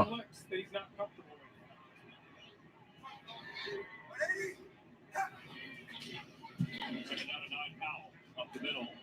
And he gets up to the 44-yard line. Come on. Robin makes the tackle for the Dolphins. 3rd down and 3. 3rd and 3 Jets.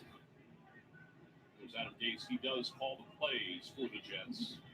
28% on the year on 3rd down. That's second worst in the NFL. It's been a struggle on 3rd down all year.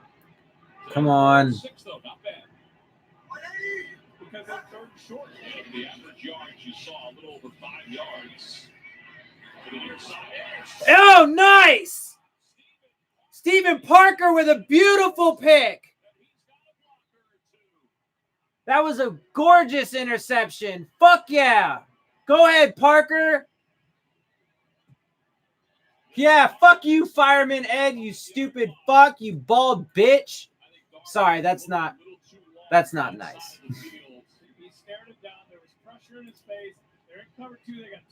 That was a nice fucking pick. Understand pre-snap what they're trying to do and where to go. You're in cover 2. He's trying to go to the sideline because that's where the weakness is in cover 2, but he's late going over there, and Parker makes a good read, jumps the ball, and gets a good interception. That's the only thing you can't do if you're Sam Darnold. You can't turn the ball over there. You're up 16-12. I like his hair. Yeah, fuck yeah, baby. Come on, let's do this. Get my fucking blood pumping. Let's go. We got great field position. Let's take advantage of this shit. Gaskin gets nowhere on that run. Bruh, I honestly fucking Fireman Ed. It's Fireman. Fireman Ed was a child Dolphin fan, was he? It doesn't matter who you have to go out there and play. It doesn't matter what that other side. Nah, bro, you get what you get. Most of the time today, I've been really up and down actually. I've had moments of like mass excitement and then moments of like just malaise. Oi!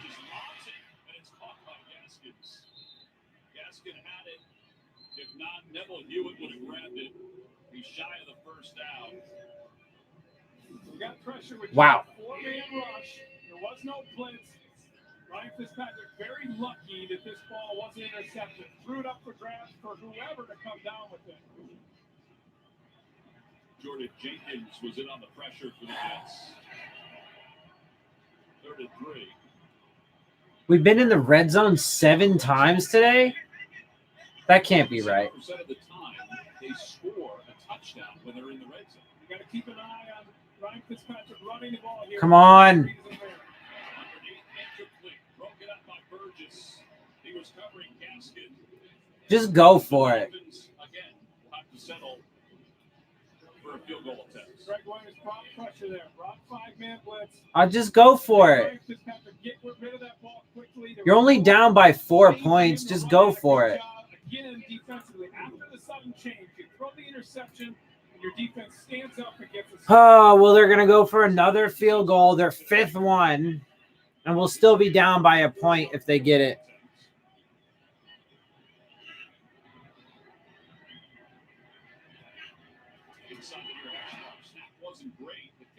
And it's no good. Is no good. Very similar to what we saw with the missed extra point with the Jets. The snap is kind of low. Hunt doesn't do a good job of getting. You see him kind of double clutch here. Doesn't get it up soon. The kicker can't get a look at it. And the inability to make the kick. The new rodeo stacker. Yeah, that was a bad snap. Now, both teams have had bad snaps. Crispy onion rings and creamy stacker sauce. The rodeo stacker king, part of the King's collection. The Jets had a bad snap on an extra point that was missed, and now we've had a bad snap on a field goal that was missed.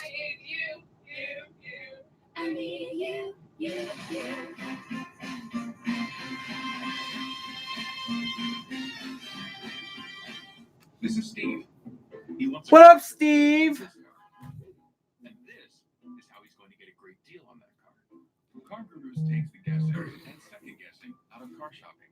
Quickly search by what matters to you most. Then see what deals are out there. Only Car Gurus rates every deal from great to overpriced. Find one you like, find out even more. So when it's time to buy, Wow. you know just where That's you stand. weird. Go to Car Oh, Gurus come on, guys. We're still in this, but I'm gonna get out of here. Which way? I don't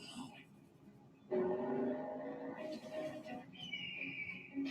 we're not out of this game yet, man. We can still do it. I can feel it. It's magic. Sauvage. Le parfum. Dior. Experience the world's finest fragrance collection. Fitzpatrick needs to tighten up, man. He's the one that's like fucking killing us right now.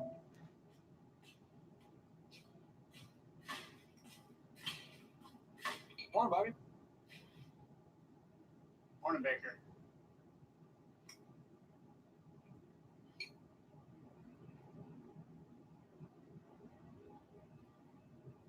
Oh, see you later. Have a good one.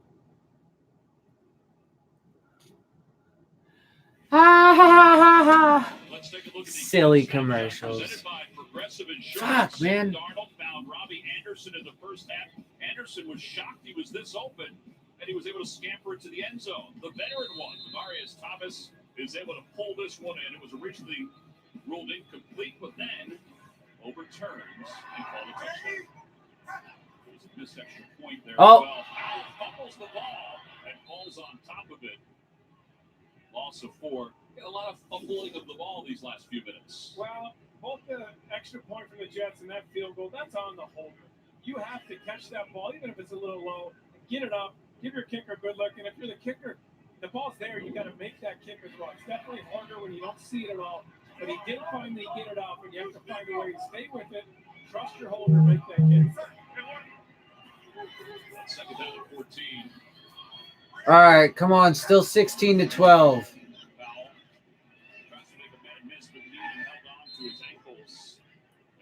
Powell fumbled the ball on first down, ended up losing 5 yards. He got the ball back, but lost 4 yards. And then they did a run on second down that got him like a yard or 2. So come on, let's get our 3 yards. He got him 3 yards. It's 3rd and 11. Interesting formation defensively for the Dolphins.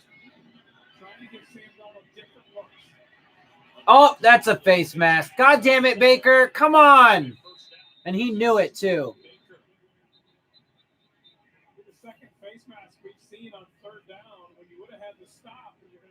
offense first down. Personal foul. Face mask. Defense, number 55. See, now that was a clear face mask because he grabbed the face mask.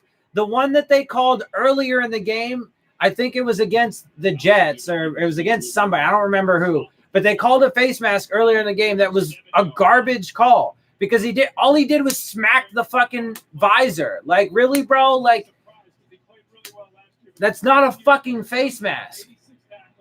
It's a face mask when you grab the fucking face frame. As just a second-year player, that says a lot about the respect that his teammates have, but that was a big mistake. McGee's 23rd start. It ain't over yet, man. Powell again, Montgomery running to his right. Montgomery to the edge and out of bounds. Shy of the first down at about the 45-yard line of the Dolphins. Come on. Fourth carry for 21 yards now for Montgomery. Gates has come out and been very balanced today. Almost 50% running and passing the ball. That's without Le'Veon Bell. It's almost like he said, all right, I don't have a Le'Veon Bell. I'll run the ball this week. He's run the ball 22 times, and he's passed the ball 20 times. Maybe 23 times. And Powell close to a first down. Raekwon McMillan makes the tackle. Let's see, quick update. Ravens are beating the Bills 17-9. Browns beating the Bengals 21-13. Broncos beating the Texans still 38-10. Green Bay beating the Skins 17-6.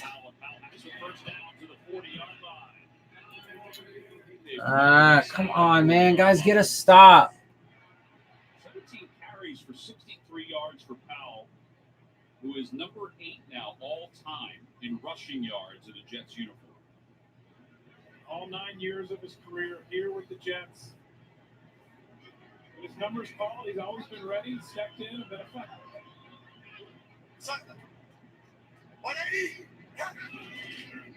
Up the play fake, Darnold looking to throw. He has time, throws to the outside. It's complete to Ty Montgomery. Oh, this defense, man. They can't. Every once in a while, like that Stephen Parker interception, every once in a while they get a little something, but this defense is just falling apart. The offense ain't helping much. Oh, God damn it. All right, I need to stretch a little bit. Oh, goodness. Whew.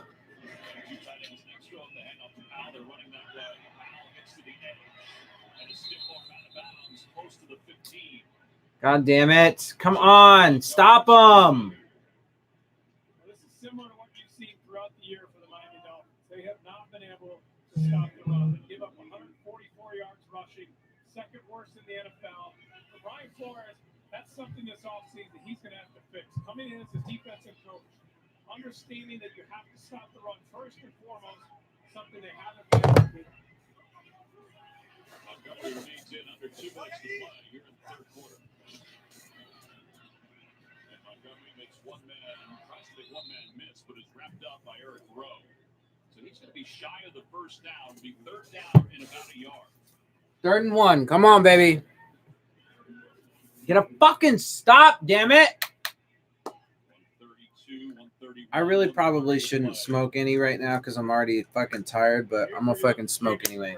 In the red zone, short yardage situations, if you want to throw the ball, number 82 is up there in the slot.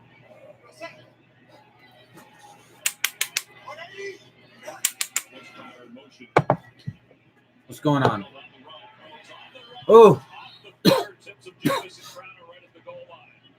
earlier and you have a touchdown. Jamison Crowder goes in motion, and he comes all the way back across the field. And right now, if you throw it, you have him. You have him.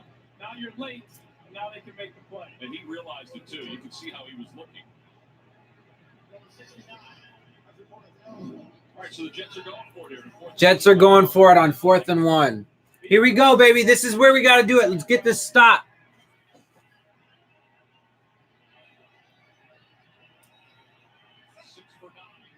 Come on.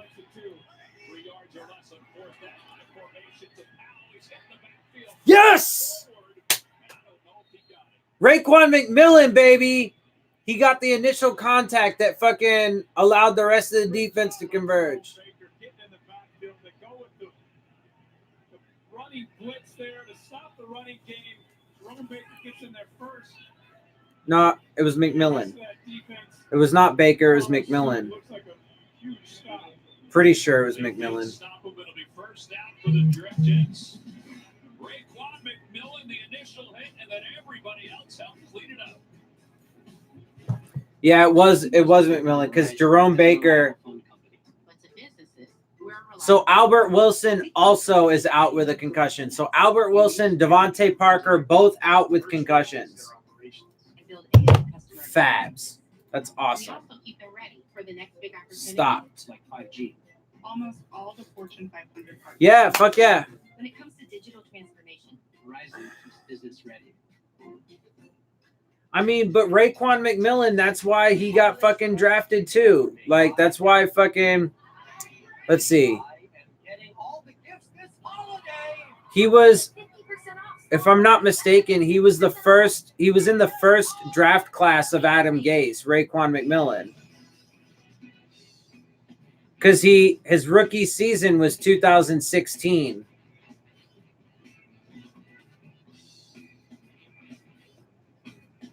Right? Or no?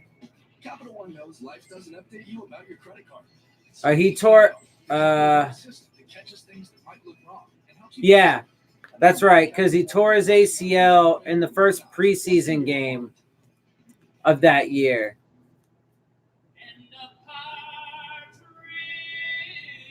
Derek, I've got a lot of shopping to do. Best Buy. But he was another fucking Gase pick. And he was brought in to be a run-stuffing middle linebacker. Surprise, surprise. Week 14 continues later today on Fox and CBS. And tonight on NBC. Tune in tomorrow for Monday Night Football on ESPN. Stream games on mobile with the Yahoo Sports and NFL apps.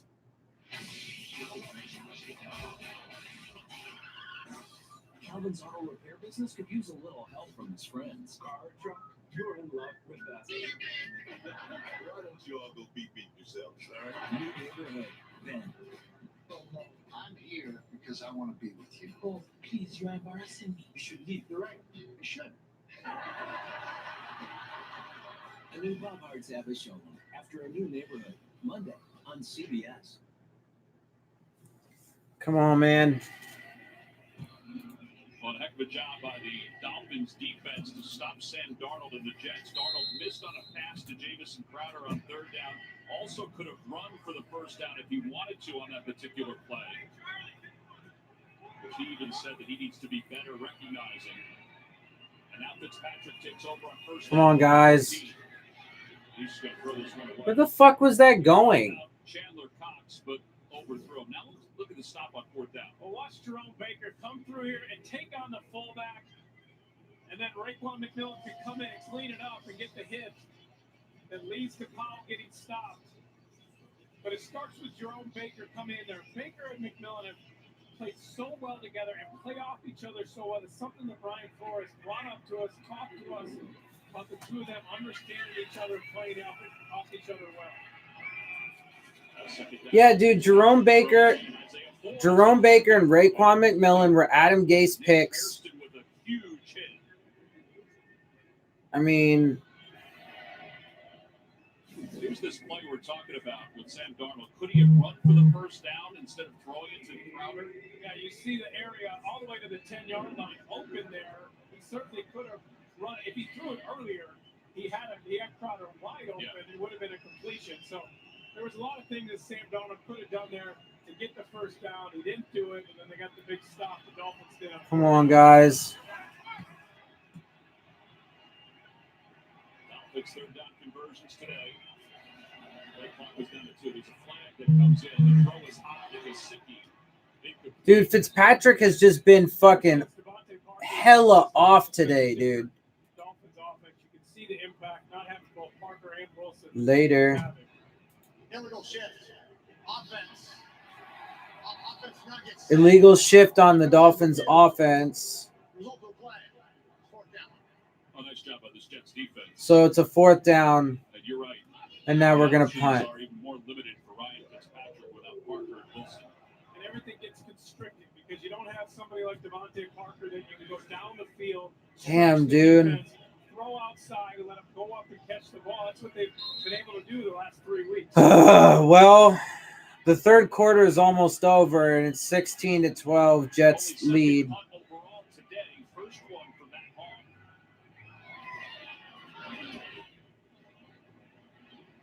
There he is, 19 to receive, gets it at the 41. Great burst early, and he's inside Dolphins territory.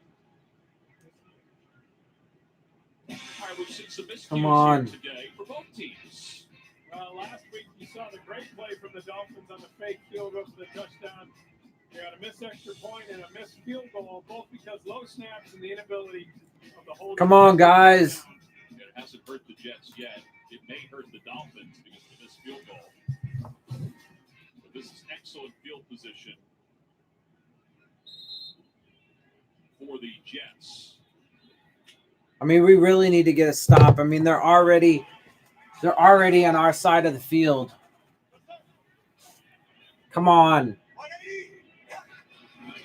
First down, Darnold looking to throw. And he's throwing long to the outside for Anderson, and it's incomplete. Oh, nearly picked. There was help that came late by Adrian Colbert. Ryan Lewis was in on the coverage. Good job defensively. I was just thinking that you got to go back to Robbie Anderson.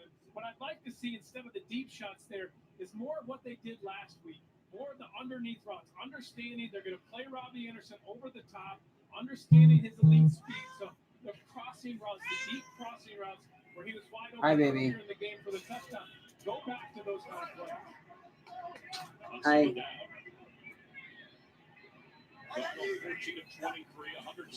I'll get you food after the game. He's been a workhorse today. He gained 2. Come on, man. 2 different defenders came in to stop him. Each carries 69 yards for Powell. The 3rd quarter is getting ready to end. It's currently 3rd and 7, Jets. We'll see. Looks like Sam Darnold wants to run one more.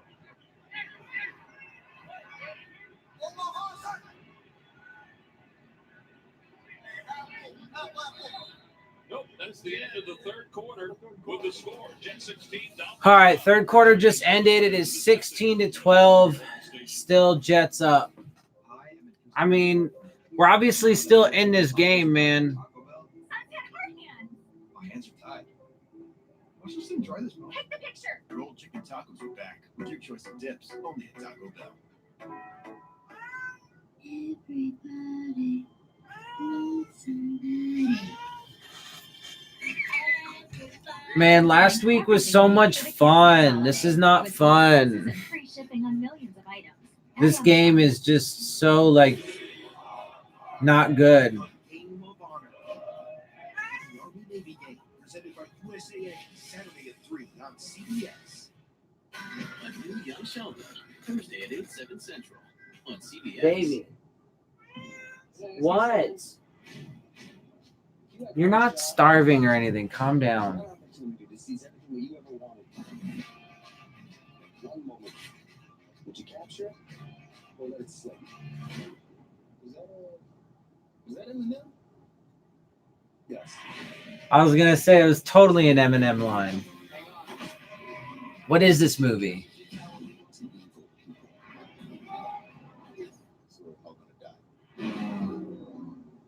It looks pretty good. It's a Ryan Reynolds movie. Some action movie. Action comedy. 6 Underground. Oh, it's gonna be on Netflix. I'll have to watch that shit. December 13th. Nice. Luckily, I'm a doctor. Oh, look at that neck fat, bro. Not everyone has a doctor in the house, and some health conditions can be really tough to talk about. We started Roman to change that. Now you can go online and chat with a physician. And if treatment is right for you, we'll ship genuine medication right to your door. If you're experiencing ED, hair loss, cold sores, or other issues, What? let's take care of you. Meet Gravity, the original weighted blanket for sleep, stress, and anxiety.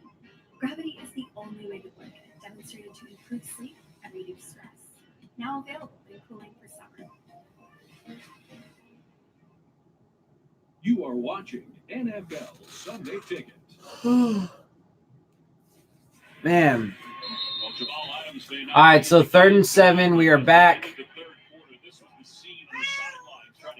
3rd and 7 Jets. Come on, let's get a stop, guys. Stop. Get a stop. Get a stop. And almost got a sack, but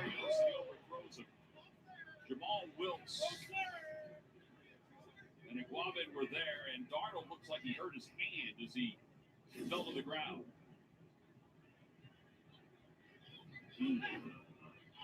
Well, he went right to it. It'll be 4th down, and the Jets will have to punt. Last thing Jets fans want to see is Sam Darnold get hurt here. Hopefully he's okay. He had Robbie Anderson. Jets are going to punt the ball. He never looked his way. Ended up as an incomplete pass. We almost got a sack. We got some pressure. He had to scramble out and just overthrew it. Over the head and toward the goal line and into the end zone. Pretty nice try by Maurice Kennedy. And they're looking at Sam Darnold now on the sidelines, and that's the throwing hand. And he came up looking at it right away. I got stepped on. Okay. Because the way he went down, he didn't go down with his hand on right the here turf. at the end. It's right there. Wilkes just steps right on it. Not intentionally at all. No. He had his toe backed up Stepped on last week. twice by his own offensive lineman.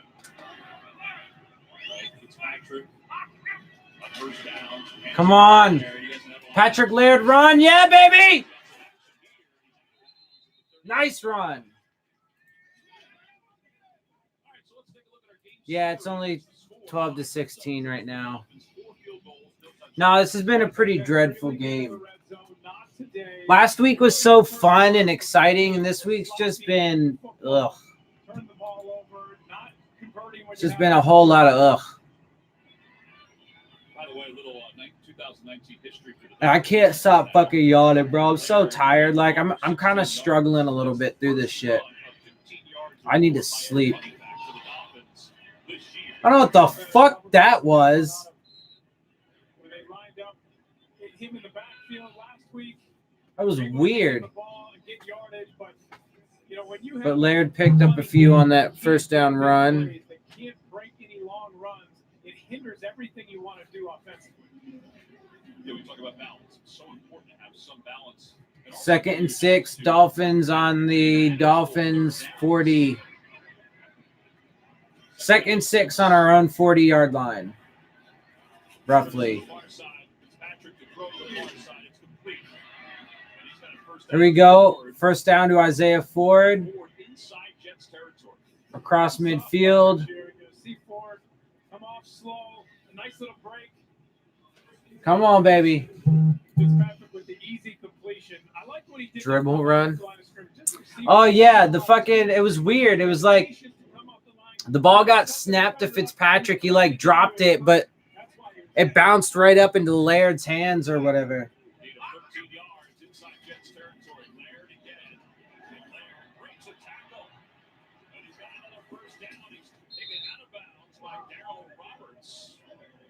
He was close to having another 15-yard game. Very good patience. Come on, baby. Watches it come through and just bounces it out. Yeah, see, look, man, Laird's doing some good things for us. Look at that. Look at those runs. So 1st down for the Dolphins. Kyron Brown is injured for the Jets. Another Jets injury. When we see you enter through our doors, we don't see who you're against or for, whether tomorrow will be light or dark. Come on, baby. We ain't fucking lost this shit yet. We see your kite. We can't go to Parker. He's out with a concussion. So is Albert Wilson. The more we look, the more Parker and Albert Wilson are out with concussions. Relax. You need to relax.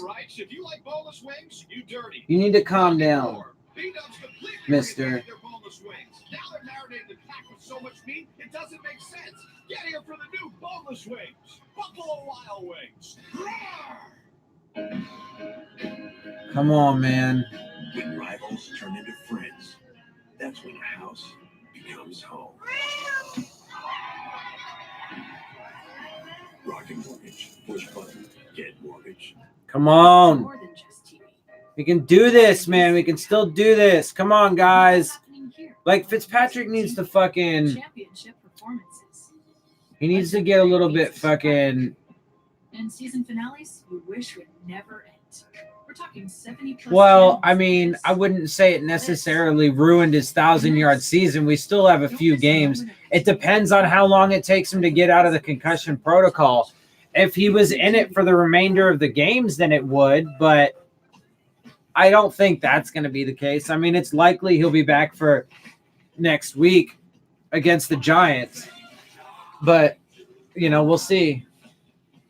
It depends, man. It depends on how long he's out.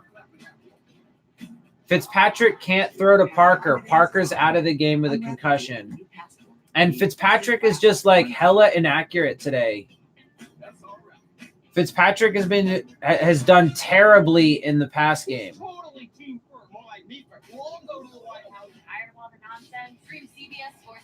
Your free, always on Sports News Network.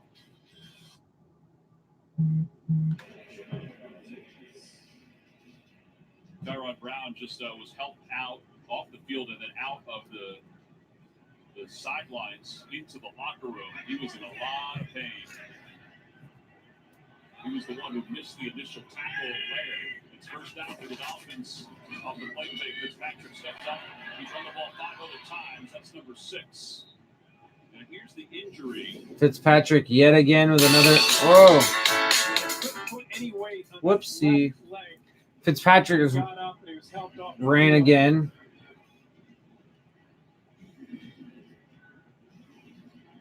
Planted right there to make the tackle. He's in a lot of pain. Fitzpatrick now 6 carries, 56 yards. He got 6 on that run. Really good job because there's nothing there downfield. On second down, here's Laird. He and Fitzpatrick are over 100 yards collectively, and he's close to another first down for the Dolphins. See, Patrick Laird, he started off a little rough in this game, but he has been getting some better runs. But he's showing why he should have been the running back, you know, maybe not from the start, but once Balaj proved that he wasn't going to do shit, he should have fucking been in the game. But of course, no, Gesicki's not injured. He's in the game, but he hasn't done much.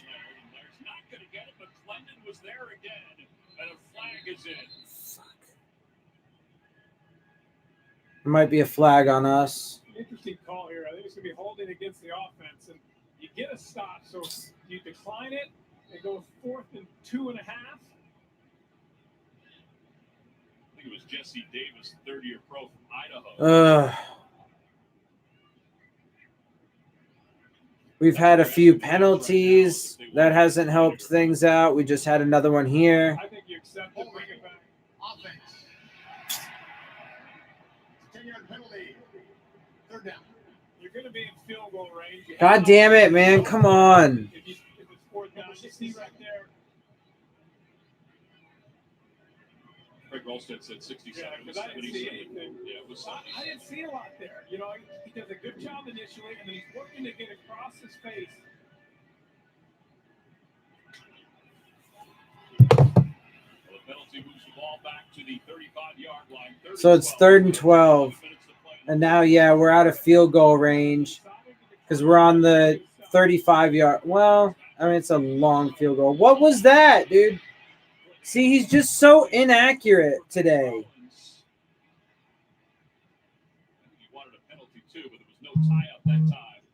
Fitzpatrick has just been fucking garbage. Backing him up, you make it 10 yards tougher on the field goal attempt. You get the stop that you needed. They're gonna go. Yeah, they're going for another field goal. Do I think they'll put Rosen in? No, probably not. Fitzpatrick, unless Fitzpatrick gets hurt, but Fitzpatrick isn't hurt yet. The kick was good, so it's now 16-15 Jets. 5 fucking field goals. Yeah, Fitzpatrick's not hurt, and I mean it's a close game, and Fitzpatrick hasn't like thrown a bunch of picks. He threw one. I mean he came close to a couple other picks. And he's been hella inaccurate, so maybe, but I doubt it. I mean, yeah, Gesicki's in, but I mean, Do you need help getting out of that thing? Oh, yeah. I'm not even sure how I got in, man. Motor in for a Biggie cheese before they're gone. In order yeah. to try half I mean, like I said, Fitzpatrick's just been very, very inaccurate today. Oh, yeah. It's a really great, ugly sweater. What kind of sweater? Great. Okay. Portal from Facebook. What are you doing? Just checking my State Farm app. Well, I have an app. Can pay bills and track claims. He doesn't have an app. Kevin, bring in my app. Mr. Gabriel, you don't have an app. Sounds incredible. Macy's has the gifts you'll love to give. Find the perfect stocking stuffers under 25. Yeah, I don't know, bro. The defense hasn't been doing great. I mean, they've done okay, and obviously they've held them to 16 points. But I mean, the Jets' offense has moved pretty well for the most part. Basketball with strangers? That's a great question. For 60 Minutes tonight. As a judge, I have to be impartial, but sometimes it's not easy. Objection. Get your defense in order. It's my right to cross as I please. You are fired. A serious complaint has been filed. I could lose my job. A new All Rise, Monday at 9/8 Central on CBS. Man, how did Parker get injured? He made a nice catch, but as he went down to the ground, he kind of landed on his head, and I mean that's really it. He made the catch. The defender wrapped him up, rode him to the ground, and as they fell to the ground, he just kind of happened to land like right on his fucking face. I want you to be aggressive. He's certainly done that on special teams. Sanders will boot it. Montgomery back deep to receive, will return it. He starts at the 3. Middle of the field, breaks to the outside. Got a good block. It was tripped up from behind. Come on, man. Checking with Otis Livingston, yeah, Tom, at the end of the last drive, there was some concern for Sam Darnold. There's still 10:45 left in the fourth. It's fucking 16-15, man. We can still win this. Yeah, right there. Wilkes stepped on the hands. Well, these are the kind of positions that Jets fans want to see Sam Darnold in, want to see him succeed. Come on, baby. You threw an interception at the beginning of the second half. How do you respond? Your team now only has a 1-point lead. Take us down the field and do something special. Start with Montgomery in the backfield, and Montgomery gets it up to the 25. Come on, boys. Christian Wilkins makes the tackle. McMillian there as well. Sam Darnold told us So, Ravens still beating the Bills 17-9. Browns still beating the Bengals 24-16. Cowboys. Broncos still beating the Texans 38-16 now. They're trying to make a comeback. Green Bay still beating the Redskins 17-9. Just a couple quick updates. Colts are beating Tampa Bay 35-28. Oh shit.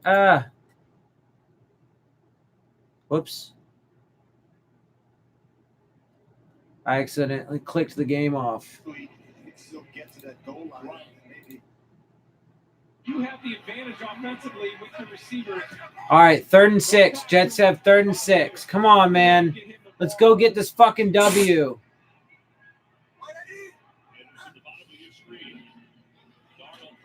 Nice. Nick Needham, baby. Yeah. What they did to Sam Darnold, they started in a 2 deep look. So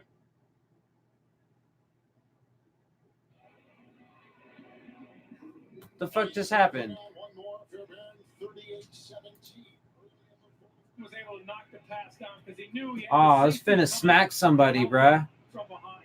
A good job by Patrick Graham trying to confuse Sam Darnold and give him different looks post snap. Edwards to punt. Second time in this half. Come on. Well, I mean, if we keep on track, muffed punt. All right, he got it though. Marcus Sherrill's muffed the punt, but he got it back and actually gained some yardage. All right, I mean, if we keep what we've been doing, then, you know, a field goal will at least put us in the lead. Ladies and gentlemen, your attention, please. I mean, I would take an 18 to fucking 16 win, even though it fucking sucks, even though this game has sucked the whole time. Darnold is overrated. Look, man, Darnold, he's a good quarterback. He needs some time and he needs some help. +5 Dolphins looking good. Where you live? I live in Southern California, in LA.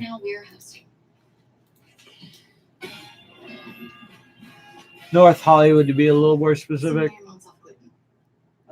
That's about as specific as I'll get, though. Yeah, man, we're still in this, man. We got the ball. There's still like 10 minutes left in the game. 16 to 15, man. A field goal will put us up by 2 points, but it'll put us up.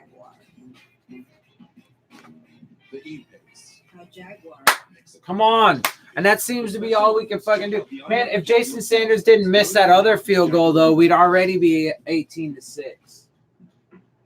Teddy loves tug of war. Or, I'm sorry, 18 to 16. I'm so tired, bruh. That's why he needs a tailored recipe from items to help him stay. I'm wicked fucking tired right now. I'm having a hard time fucking keep my shit. Yeah, the Bills are losing right now. I'm pretty sure the Bills are gonna lose, honestly. The way it's looking like, it's right now, Green Bay should beat the Redskins. It's 17 to 9 right now. I mean, the Texans, I don't know that they got to really do some amazing things if they're going to come back, but it is 38 to 17 now. So, you know, they did just get a score. It looks like it's a tight game still between the Bengals and Browns, 24-16 Browns. I mean, it's still a close game, you know, for the Ravens and Bills. It's 17 to 9.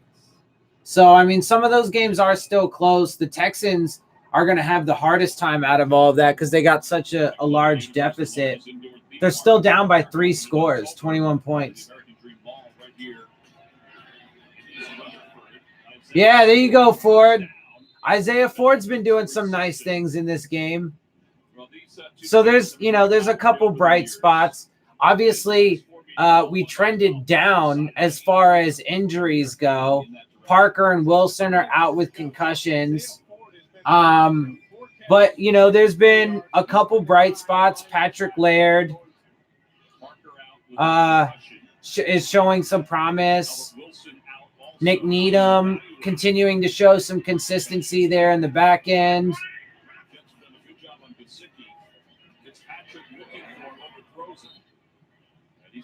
Hearns has had a few catches. Shepard was the guy who took Fitzpatrick to the grounds. Personal foul. Roughing the passer. Defense number 97. So they just called the Jets for a roughing the passer. Greg Williams isn't happy about that. There have been some key penalties today against the Jets, just like there were last week against the Bengals. Nah, again, bro, He's not low. He's not hitting with his head. It's certainly within the scope of coming in there. He didn't land on him with his body. I mean, what do you want him to do? That's such a garbage call, dude. Again, bro, the Jets are getting fucking. Yeah, dude, this is the second time now that we've played the Jets where they are just getting bludgeoned by officiating. There you go, Fitzy. Although I'm, You want to know why teams love Ryan Fitzpatrick? and I think he just set a Dolphins record for most rushing yards by a quarterback in a game. Loves this game. But let's also note, though, that he's had to do it because he's fucking running for his life a lot. Really well. Knows what coverages you're playing. Knows where the weakness in that coverage is. He knew exactly what he was doing. Comes around the corner, takes off. Really nice gain on first down. He's 8 yards away from his career high in rushing yards. So, yeah, Ryan Fitzpatrick has set a Miami Dolphins single-game rushing record for a quarterback with 65 yards at the moment. But the vast majority of that is because he's running for his fucking life. Les Austin, the rookie out of Rutgers, and James Burgess make the tackle. That's a huge tackle. Whereas, like, Ryan Tannehill, on the other hand, has a lot of designed runs, and he just fucking kicks ass with it. And he's also a lot better with his balance and shit. Motherfucking Ryan Fitzpatrick forever be, like, falling on his face and shit.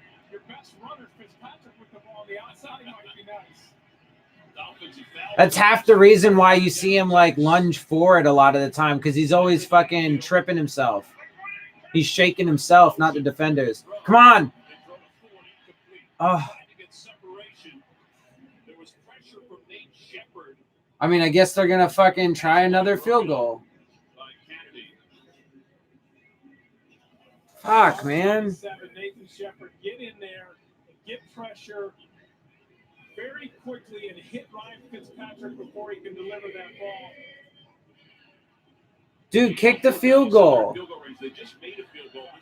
What would you do? I would kick the ball here. Yeah, why are you not going to kick the fucking field goal and take the lead, dude? What are you doing? It would be a 47-yarder, so this would give you the lead if you make this field goal.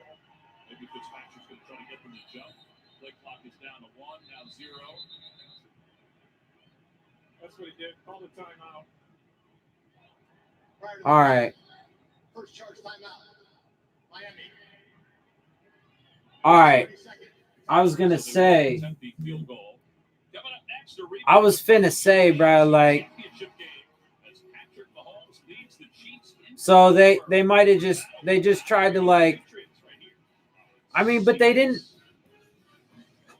I don't know, because, I mean, I guess you could say that they were just trying to draw the defense off sides, but they took so long to line up and everything that they didn't have but like a couple seconds on the play clock, and then they had to call a timeout. So I don't even know how effective that is. If that's really what they were doing or if they really were going to line up. I don't know. I'm going to have to watch that again to see if I can get a better evaluation. But they're going for yet another field goal. So this will 47 yards. So this will give us the lead if he makes it. And it looks good. Nice. 18-16 with 6:59 left in the game, man.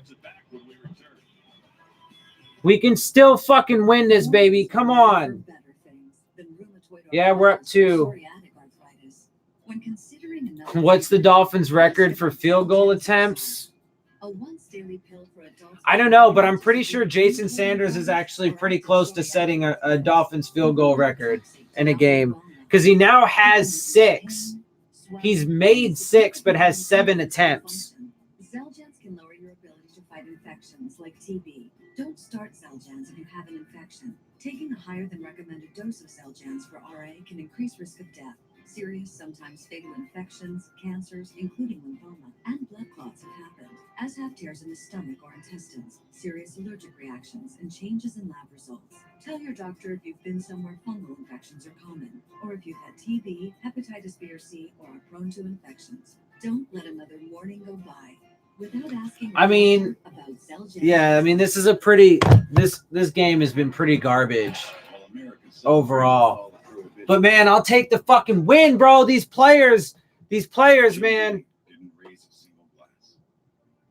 They are giving it their fucking all. He didn't have much money, but he did have a few friends, people who were raised the right way.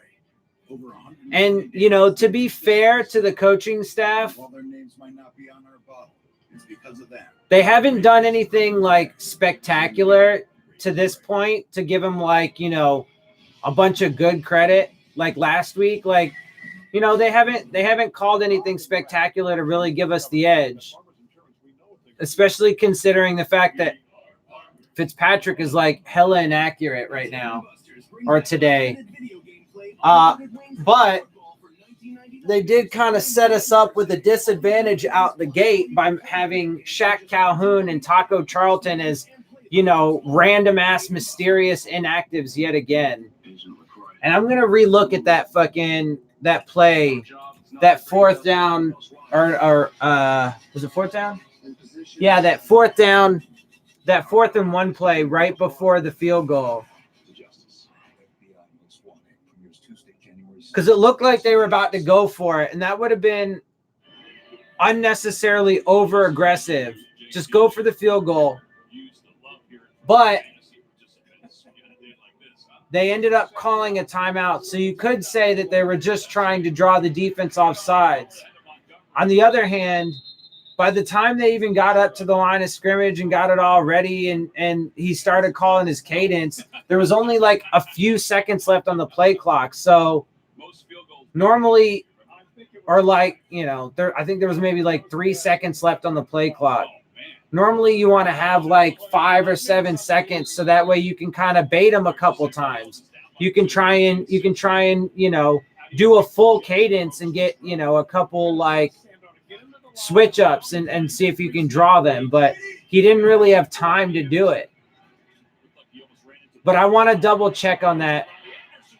I want to double check on that. So obviously that's going to be something I'll be looking at closely when I rewatch the game for my post-game analysis video, which will be tomorrow, of course. I will make my post-game video tomorrow. I do those Mondays now.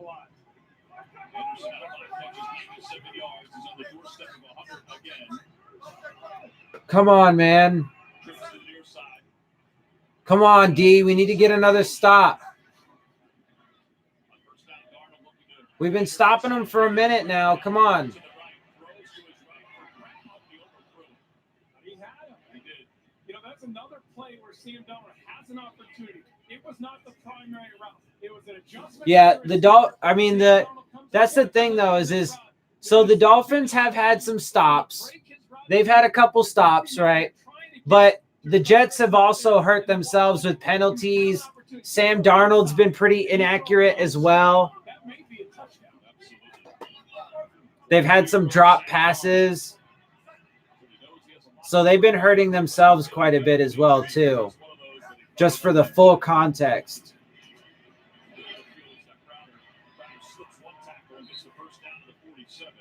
Come on, guys. So it's going to be like 3rd and 1. But you know what? If we can at least hold them, to a field goal, we still got plenty of time and 2 timeouts. I mean, even if they got a touchdown, we could theoretically still go downfield and score a touchdown and get the win. We do have enough time for that, depending on how long it takes them to score if they do. So they got a first down and they're like 5 or 6 yards away from field goal range. Come on, guys. This is where we need to pay attention for the fucking coaching staff to do something fucking stupid. Robbie Anderson this week said, I honestly feel like I'm one of the best receivers in the NFL when given the opportunity. His 8th career 100-yard game. Darnold's pressure. Oh, come on, man. That's the progression you want to see for Sam Darnold, though. Regardless of what happens with the flags, there was pressure brought. He stepped up in the pocket, delivered an excellent ball, and a nice completion. There's some flags, but that was a big gain by the Jets. The ball was coming out. It was coming out quickly. Oh, you saw that against Oakland. Come on. Illegal contact. Defense. God damn it, a penalty on us.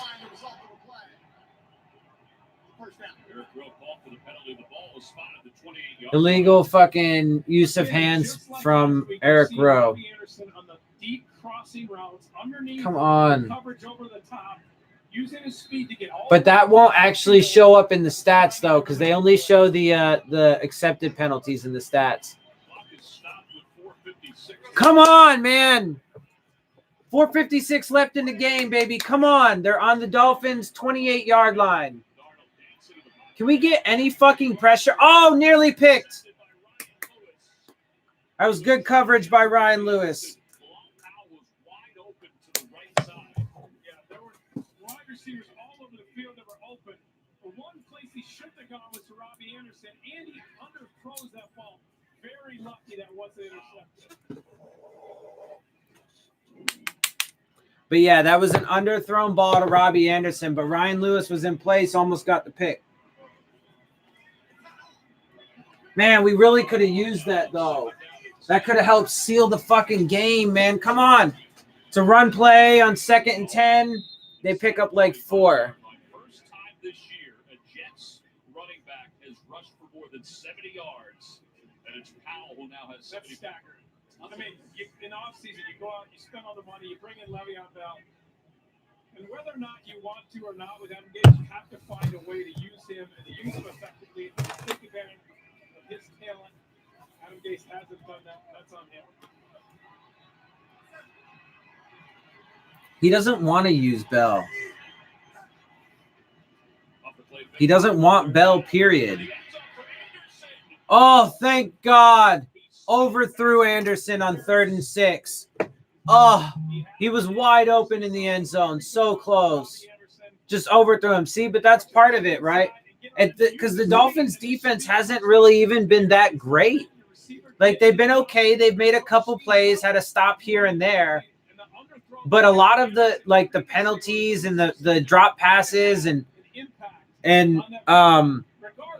inaccurate throws from Darnold and stuff, that's really been, most of what's been hurting the Jets. But also that's a lot of, they got the field goal. So now it's 19-18. All right, this is our chance. All we need is a field goal. We just need to run the last 4 minutes and 5 seconds off the fucking clock and go down and get a fucking field goal to make it 21-19. Come on, guys. This is our fucking chance.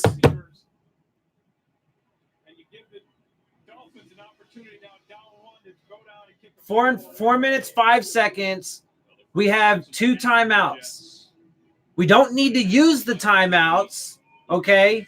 So Brian Flores needs to not stop the clock for stupid, idiotic reasons like he has many times in the past. But we need to go down. We need to run as much of the clock as necessary. If we need to use timeouts towards the, like in the last minute, okay. But you shouldn't use these timeouts until we have like a minute left.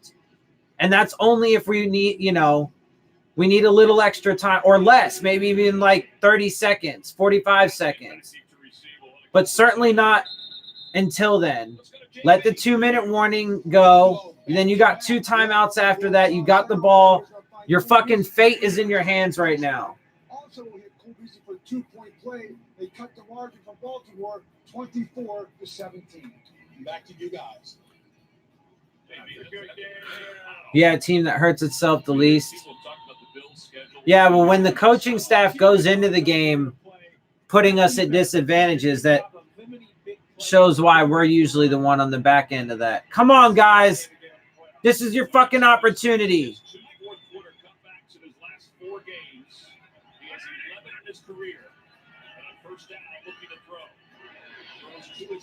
Nice. A nice chunk to Ford. He's getting fucking battered though, man.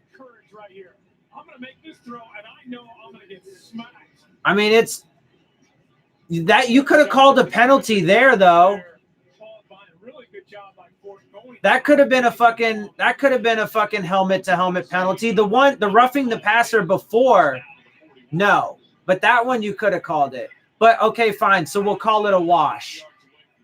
They missed that one, but they fucked up the other one. Wash. Come on, guys. Go. What the fuck? Come on. All we need is a field goal. Waste some clock. Okay. And what they need to do is they need to let the play clock like run all the way down.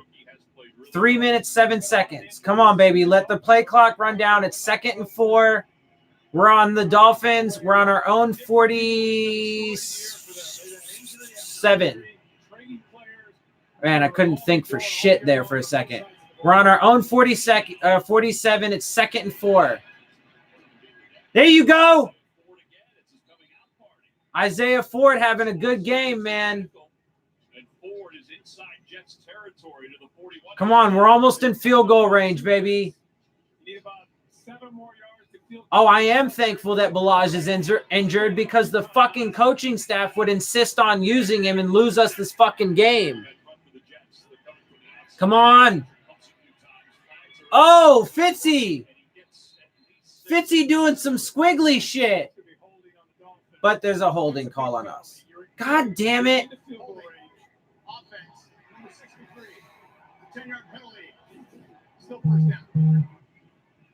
Watch your left guard there, Dieter. He's beat. He just kind of wow. On fucking Dieter. Goddamn Dieter. That's a huge penalty right there. God fucking Dieter.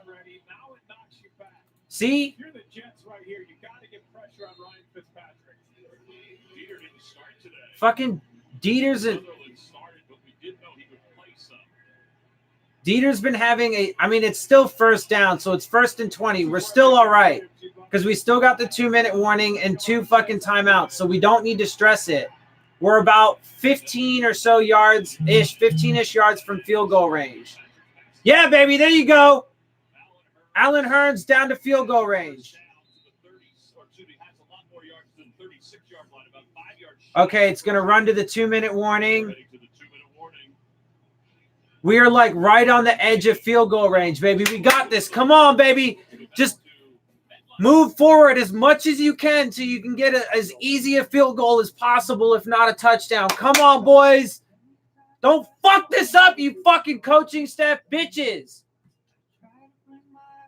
Real quick in the commercial, Ravens are still beating the Bills 24-17 with 6:33 left. Browns are still beating the Bengals 24-16 with 4:58 left. Broncos are still beating the Texans 38-17 with 4:26 left. And Green Bay still beating the Skins 20-9 with 2 minutes left. So if the Redskins lose, that hurts our draft positioning. The Bengals lose, that hurts our draft positioning, only because it really secures them ahead of us. The Texans losing, it doesn't really hurt us in draft positioning right now, just because they still will keep the lead on their division. So we'll have to see how that plays out later. But for right now, it won't do anything. But if we win this game, that'll hurt our draft positioning for sure. Stacked with flame grilled beef, smoky bacon, crispy onion rings, and creamy stacker sauce. Are you serious? You're reporting me for cussing? Okay. Ask me if I give a shit. Shit, fuck,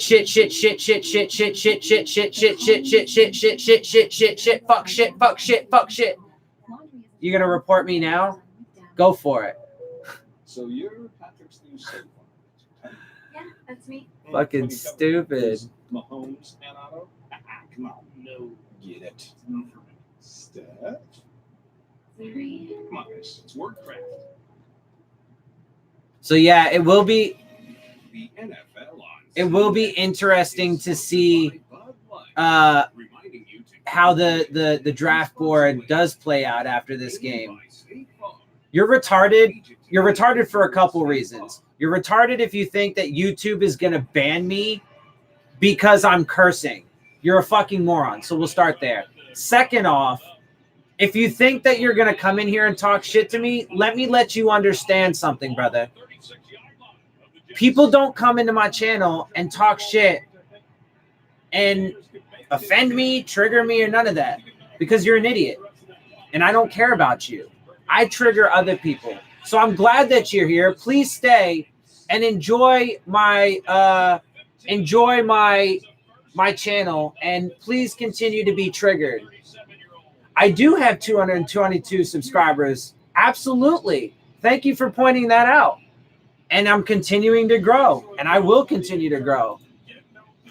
So like I said, brother, stay in here and enjoy. Continue to get triggered by my voice, by my commentary, by whatever it is. Whatever triggers you, I enjoy the fact that you are here getting so upset.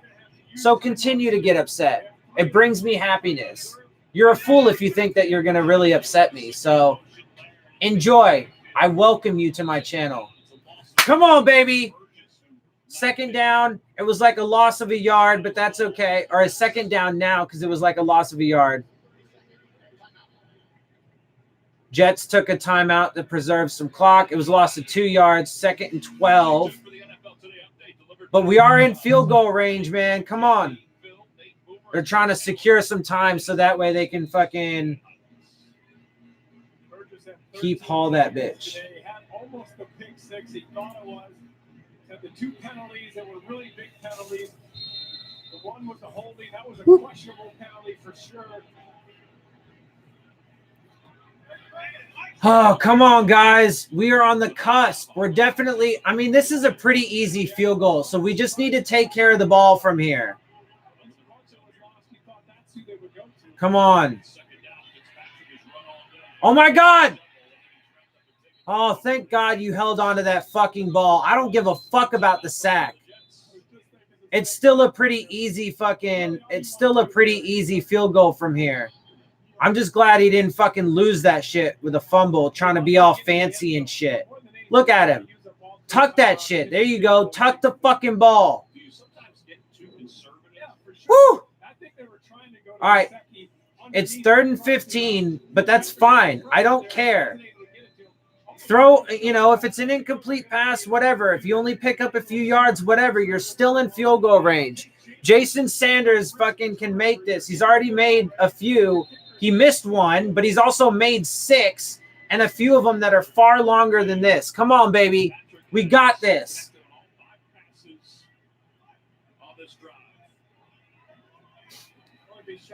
Wow, really? What a clown. Your go-to now is you're going bald. First of all, I'm not. My hairline has always been the same. But it's funny that you think that fucking, wow. It's funny that you think that being such a fucking clown is to say you're going bald is really going to do it. Oh, that is just hilarious. All right, it's 4th and 14. God damn it, Sanders. Come on, baby. All right, I need to fucking smoke, bro. This shit is fucking. This will be number 7, baby. Look, 22, 25, 28, 31, 53, and 48. Those are his fucking field goals. This is a 37. This should be chip shot.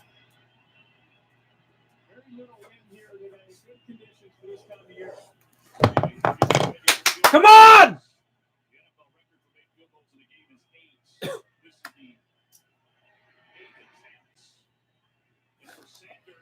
Yes!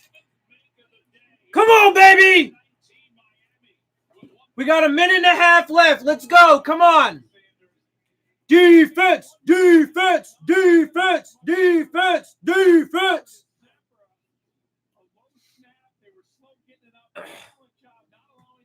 Again, you can keep saying whatever you want, dude.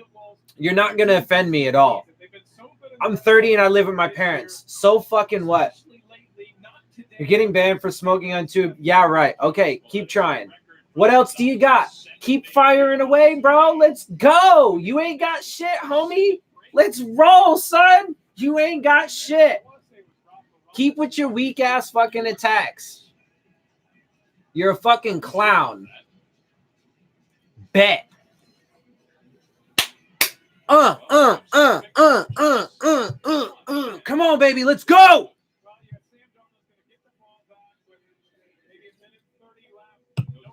The Jets have no timeouts. This is fucking great. This is what we need. Sam Darnold's been struggling. We just need to fucking hold him, man. Come on.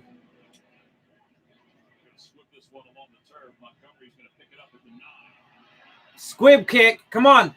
Cover. Okay, 25-yard line. It's the same thing as a fucking goddamn.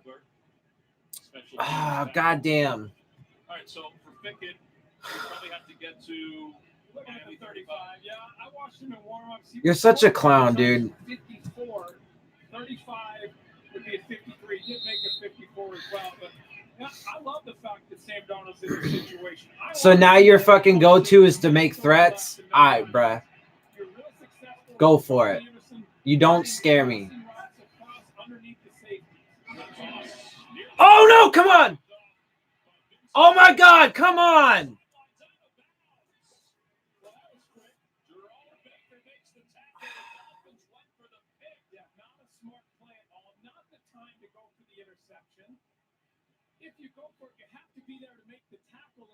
Come on, guys. We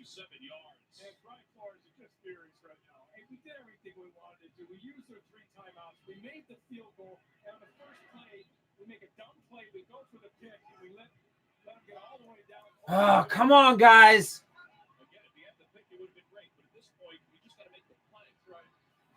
Yeah, that was. But see, that's what happens with young players that are trying to play for their careers. That's why the fucking. That's why he went for the pick. Oh, he's going for the deflection. You could come in instead of selling out there. You could come into the receiver and try and block it while still being able to make the tackle. That's what defensive coaches would. Oh my God! Come on. Woo!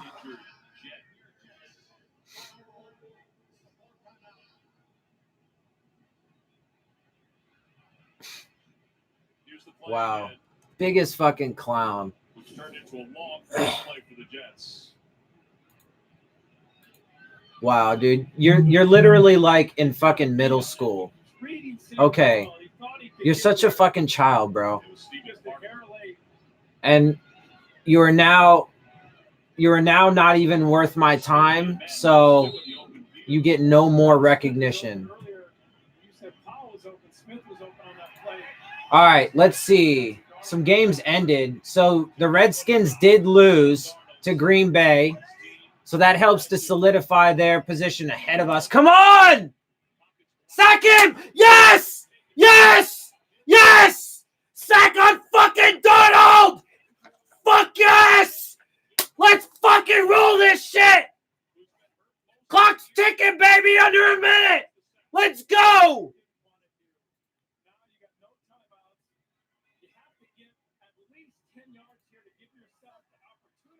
Come on, baby!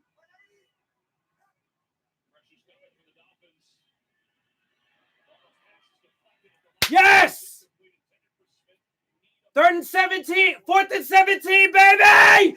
Woo! Woo! Come on! One more! One more!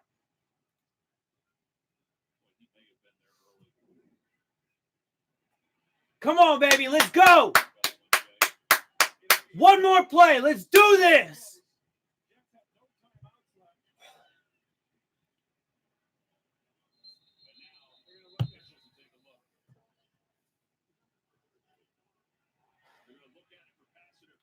Oh my God, they're going to look at this last play for fucking pass interference.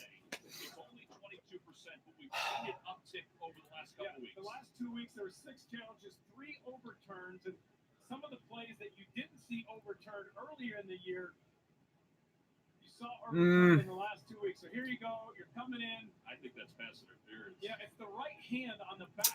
No, bullshit, bro. That ain't no pass interference. He didn't fucking hinder the receiver at all. That's exactly what they call it. Not nearly as Maybe a little bit of touch. That's close. God damn it, Needham. Territory is over in New York. Gene, what do you see on this after we just talked about the amount of pass interference penalties being clipped up a little bit over the last couple of weeks? You guys are right. They definitely have overturned more and created more fouls if there's been a no call on the field. This is not an easy play, even though that hand is Come on, baby. Just fucking stand that shit. I mean, if they overturn it, I honestly can't hate it because I'm an objective, fair person, man. And there was a little bit, just a little bit, little bit, man. Right on that right shoulder pad. Oh, come on. Woo! Come on, baby. What is enough for the standard? What is enough to create a foul? Oh, come on. And this is the place that we're in right now. It looks bang, bang. It doesn't look like it's that. Now, this is the first time where I'm going to say that Brian Flores needs to be fucking losing his shit. All those other fucking times where he was like just not justified at all were just fucking temper tantrums. This is where you need to be barking at motherfuckers. So I appreciate him for this one. Woo! Come on, baby. Come on. I mean, I can't hate it, though. God damn it.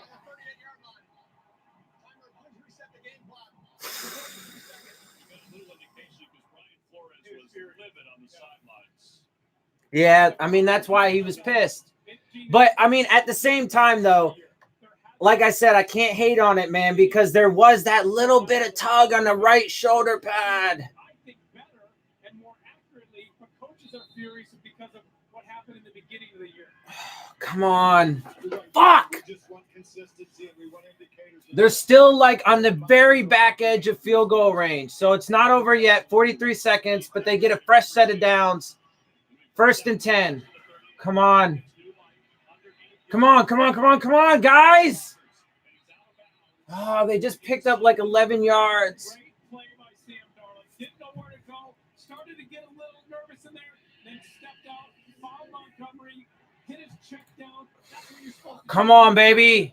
Get the first down. Now you're in field goal range. With 37 seconds left to play. I mean, this defense is so young, so fucking tired, so hurt and beat up. Come on, guys. Come on.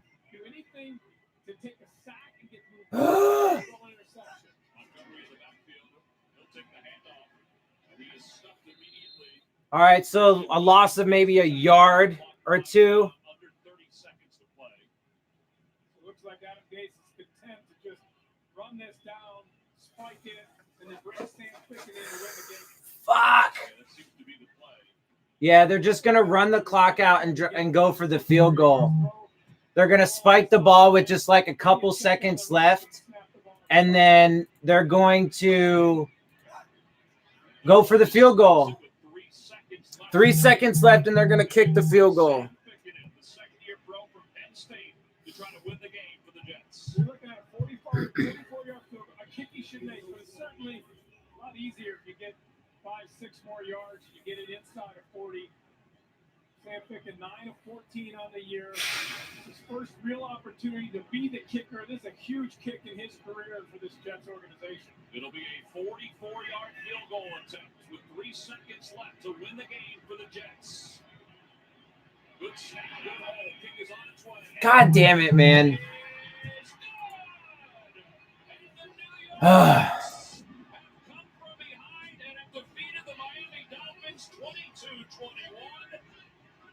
Honestly, I mean, Flores really can't bitch about it, though. I mean, I do understand. I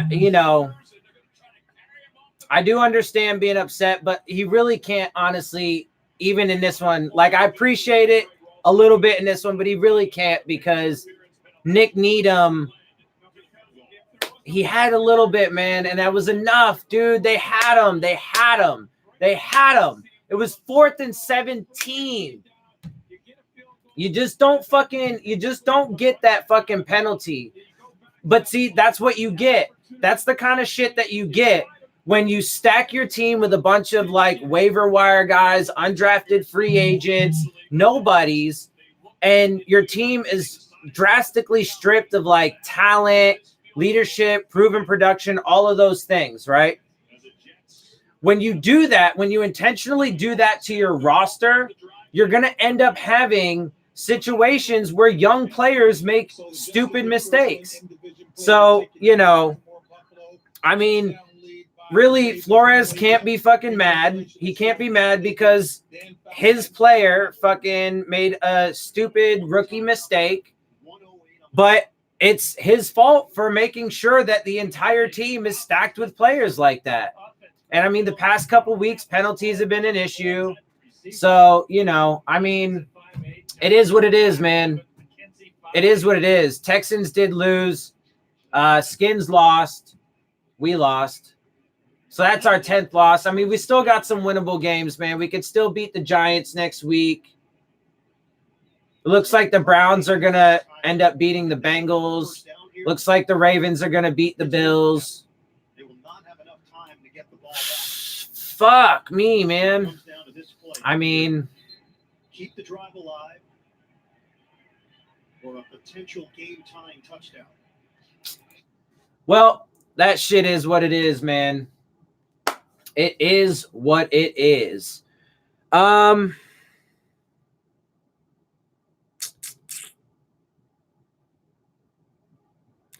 Yeah, so, I mean, look, at the end of the day, this game really could have gone either way. It was a home game for the Jets, so they have home field advantage for whatever that means, blah, blah, blah. They were massively injured. We are more injured than what people make it out to be. I mean, we've stuck a gang of players on the injured reserve.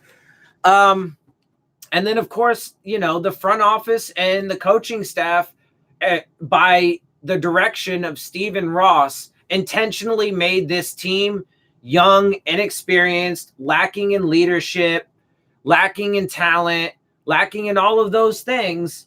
And this is the kind of shit that happens because of it. So, the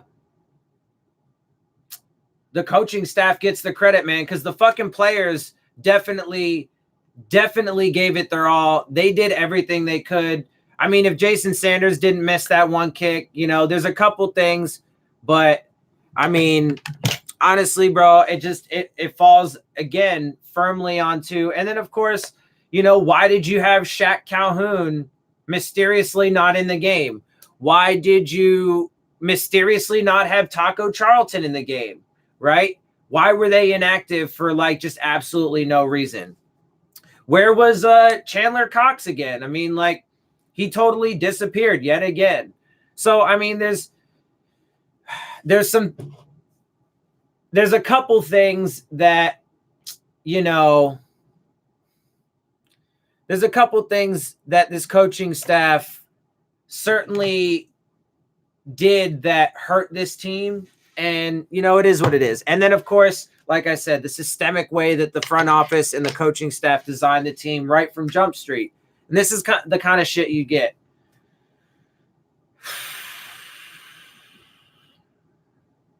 Anyway, so as you guys know, I'm going to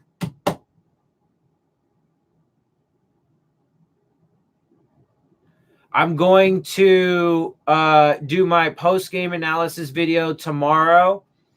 As I have been the past few weeks, Mondays are definitely going to be my day now. It's my day off from work and stuff. So I'll be doing my post-game analysis video on tomorrow, Monday.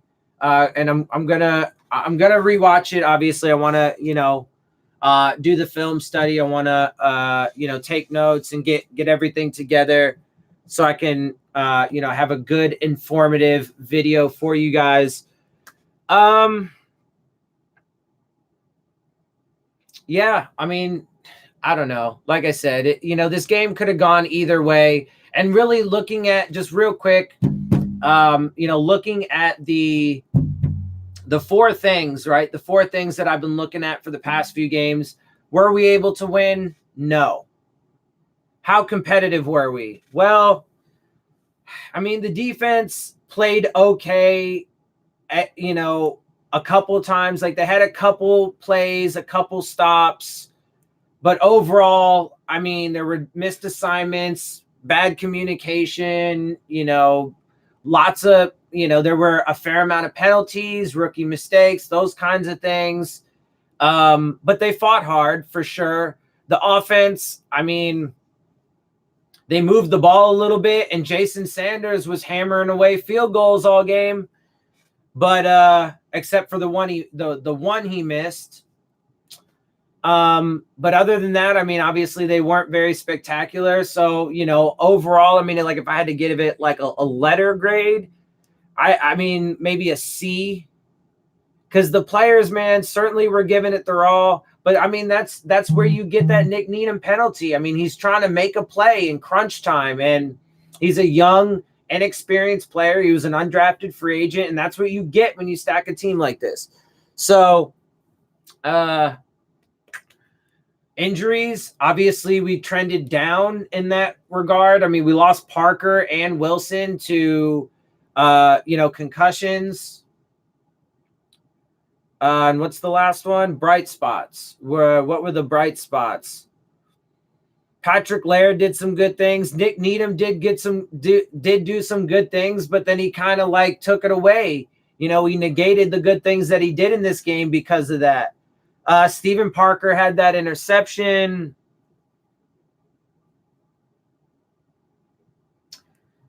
Alan Hearns had some nice, like a decent production. I mean, that's really about it. There's not a lot. So yeah, man, it is what it is. We fucking had this one, man. We had it. We fucking had it. Anyway.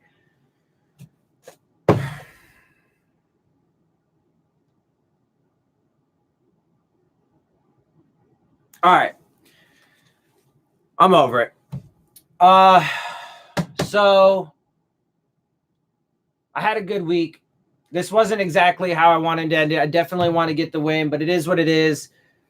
So time to turn the page. Next week, we have the Giants, and that's definitely a winnable game. So hopefully we can get win number 4 coming out of that one. And then obviously we play the Bengals the week after that. So hopefully we can get a couple more wins. Hopefully we can squeak out 5 wins. And then we're going to play the Patriots to end the season in Foxborough. So I'm pretty sure that's going to be a loss. So I'm pretty sure we're going to, even if they play backups, even if they played backups at every position, I'm pretty sure they'd still beat us. Yeah, so I'm pretty sure we're guaranteed to have 11 losses this season. I mean, we'll see. I think it's massively unlikely that we could beat the Patriots, even with backups in Foxborough. So it is what it is. But the Bengals and Giants games are certainly winnable games. So hopefully we can get a win in those games. And yeah. All right, guys. With Le'Veon Bell and Jamal, we lost them, but without them, we won. Yeah, bro. It's that's football, man. That's football. Well, guys, like I said, tomorrow's my post-game video. I appreciate everybody, except for the idiots, of course. Although, like I said, I enjoy the idiots coming in because I love knowing that stupid, foolish people get triggered by the things that I say. Brian Flores was pissed because Nick Needham got called for a defensive pass interference. He was throwing a fit because, and look, this is well, hold on. So let me fully explain, right? So there have been a few occasions where Brian Flores has been animated and pissed off on the sidelines. There was one instance where it was a 4th and 1. Ryan Fitzpatrick scrambled with the ball. He didn't scramble. It was like a designed run for him. And he was short. He was clearly short, and Brian Flores just threw a fucking temper tantrum just because. But everybody gave him credit and was like, "Oh, see, that's what we want from our coach. We want him to throw unnecessary hissy fits when he's wrong." Well, okay, this is the fairest one. Well, this is the fairest one, right? Because it's crunch time. The penalty was like borderline, like he got just barely like just a little bit of a tug on that right shoulder pad. So it was kind of borderline. The game's on the line. You got the lead. Whatever. And the call on the field was just an incomplete pass. So, it's a bit understandable. However, if you're truly objective and fair about it, there was a pass interference there. And so it is what it is. So there's really no reason to get that pissed. I mean, I don't think he's really a good head coach. And I also think that Gase is. Gase, if you look at Gase's time in Miami, his first year as a head coach, brand new head coach with a very, very mediocre team, he took them to the playoffs after going 10-6. And then the second and third year that he was with the Dolphins, the reasons why we had down years were because of a bunch of things that he had no control over. Like, let's say in 2017, he had to deal with a hurricane that displaced the team, made them spend their first week in California. It also suspended our first game, which made us lose our bye week. So we had to play 16 straight games. Before the season started, we had lost our middle linebacker to injury, as well as one of our top corners. We had to fire our offensive line coach because he was doing coke in the fucking facility. We had a linebacker go AWOL. The team had to travel more in the first few weeks of the season than most other teams had to travel all year, because we ended up having to go to London after we went from Florida to California for like an extra week, then to New York, then to London before we went back to home. So Gase doesn't have any control over any of that shit, but he got blamed for it. Last year, he got blamed for the just tons and tons of injuries. But if you look at the drafts that happened when Gase was here, all of the drafts were really good. The vast majority of players that came out of Gase's drafts were very good. And then part of the reason why Gase got fired from the Dolphins was because Stephen Ross, the owner, told him, "I want you to tank the 2019 season to get a quarterback in 2020.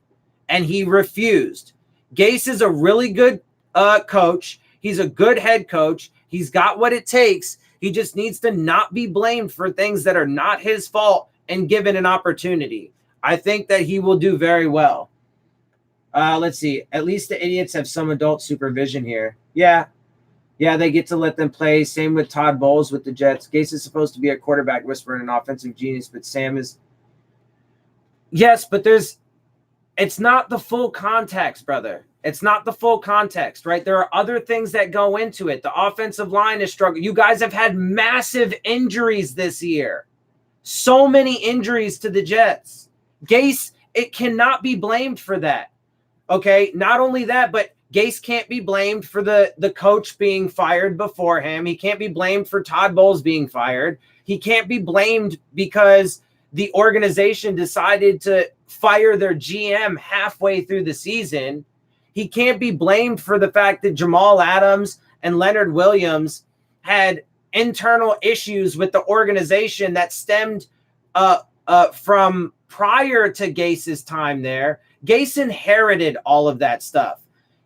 He inherited CJ Mosley and Le'Veon Bell, big name, high-priced free agents. Gase doesn't like to do that.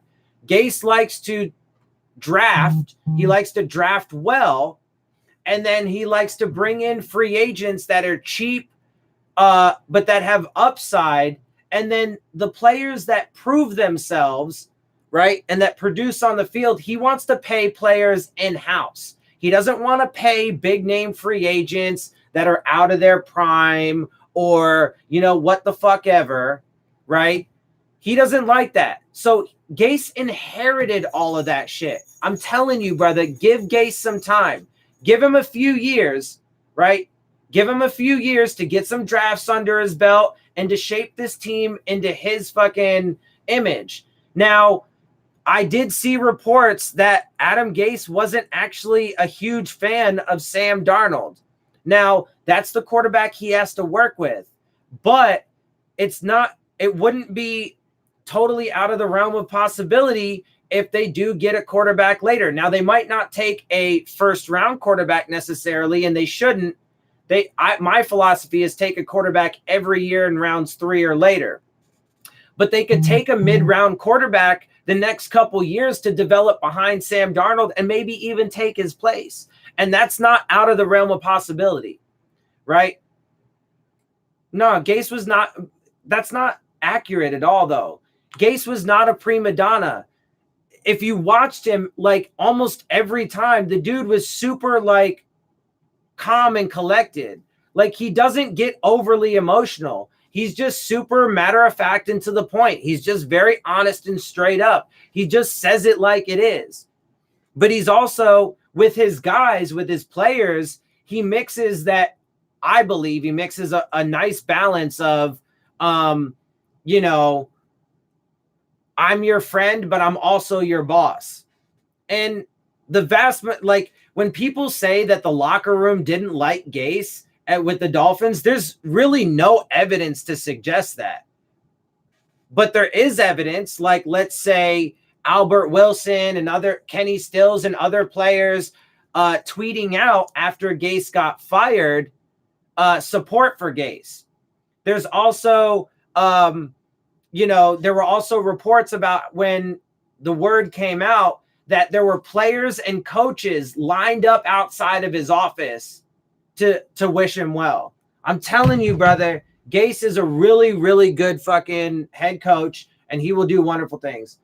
We will see what he can do next year if everyone's healthy. Well, and that's the thing, too, is if Gase would have had the opportunity to coach the Dolphins this year with the team that he had last year, but healthy, with another draft under his belt, I guarantee you. I mean, there's no way to prove it at this point, unfortunately, because I can't rewrite history, but I guarantee you that the Dolphins would be so competitive this year. We would have been fucking running on people this year. But it is what it is. Next year, he should have no excuses if he's healthy. Oh, Mosley? Yeah. Or Le'Veon Bell. Honestly, bro, don't be surprised either if Le'Veon Bell and CJ Mosley end up out of town. Don't be surprised if they end up trading or cutting those guys. Because, again, Gase does not like the big-name free agents. He doesn't really like Bell and Mosley. There were reports talking about how he wasn't, he wasn't really big on those guys. Part of it is because, like, Le'Veon Bell is or at least he's shown some signs of being, a very big personality, like big-headed kind of selfish player, right? Like he had his holdouts and stuff like that. And, he's very cocky there for a while, but he also has some injury history and he's overpriced at this point. So Gase doesn't like that. Don't be surprised if those guys end up out of town. Refs cheating for Jets. Nah, brother. I would say if you're being honest and fair and objective, the Jets actually got. Now I am going to rewatch the game and make sure I take notes and do the film study. But from what I watched and my recollection of the game, the Jets actually got again victimized by the officiating. They kept getting fucking hurt. By bullshit penalties. So there were some penalties on both sides. Both teams had penalties, but the ones that were bullshit affected the Jets negatively. Again, I'm going to, definitely watch the post-game analysis video because I will make sure that I'm accurate on all of that. And I will give specific examples in my post-game analysis video to back that up. But from my recollection of the game, the Jets actually got hurt more by bullshit calls than the Dolphins did. So anyway, all right, guys, that's where I'm ending it. This ended up going longer because you guys started chiming in. We started chopping it up some more and stuff. So, but I like that. It's fun. So, but I do got to get out of here. So post-game analysis video tomorrow. I really appreciate, everybody that gets up in here, even the idiots and even the clowns and the trolls. Because like I said, man, I love triggering idiots. So I welcome the haters.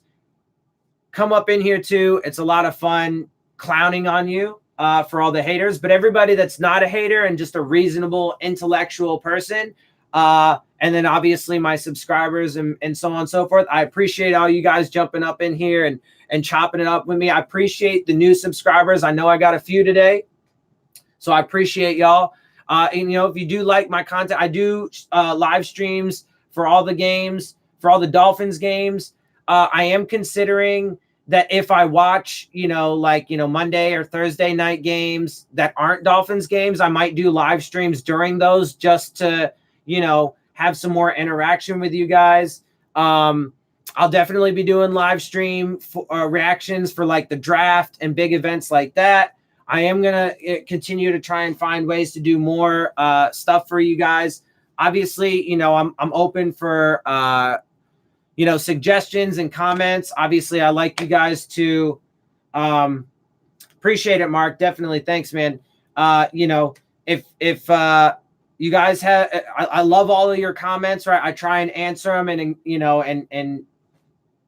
acknowledge, answer and talk with you guys. I like to interact as long as, I just have basic rules, man, common courtesies, common respects, and, let's have intellectual debates, right? And as long as we acknowledge facts and we're all truly objective, right? I can say when, something is a shit call on the Dolphins, but I can also say when it's a shit call on the Jets, right? Or what have you. So anyway, that's what I appreciate. I appreciate all y'all for getting up in here. It was up and down. It was up and down.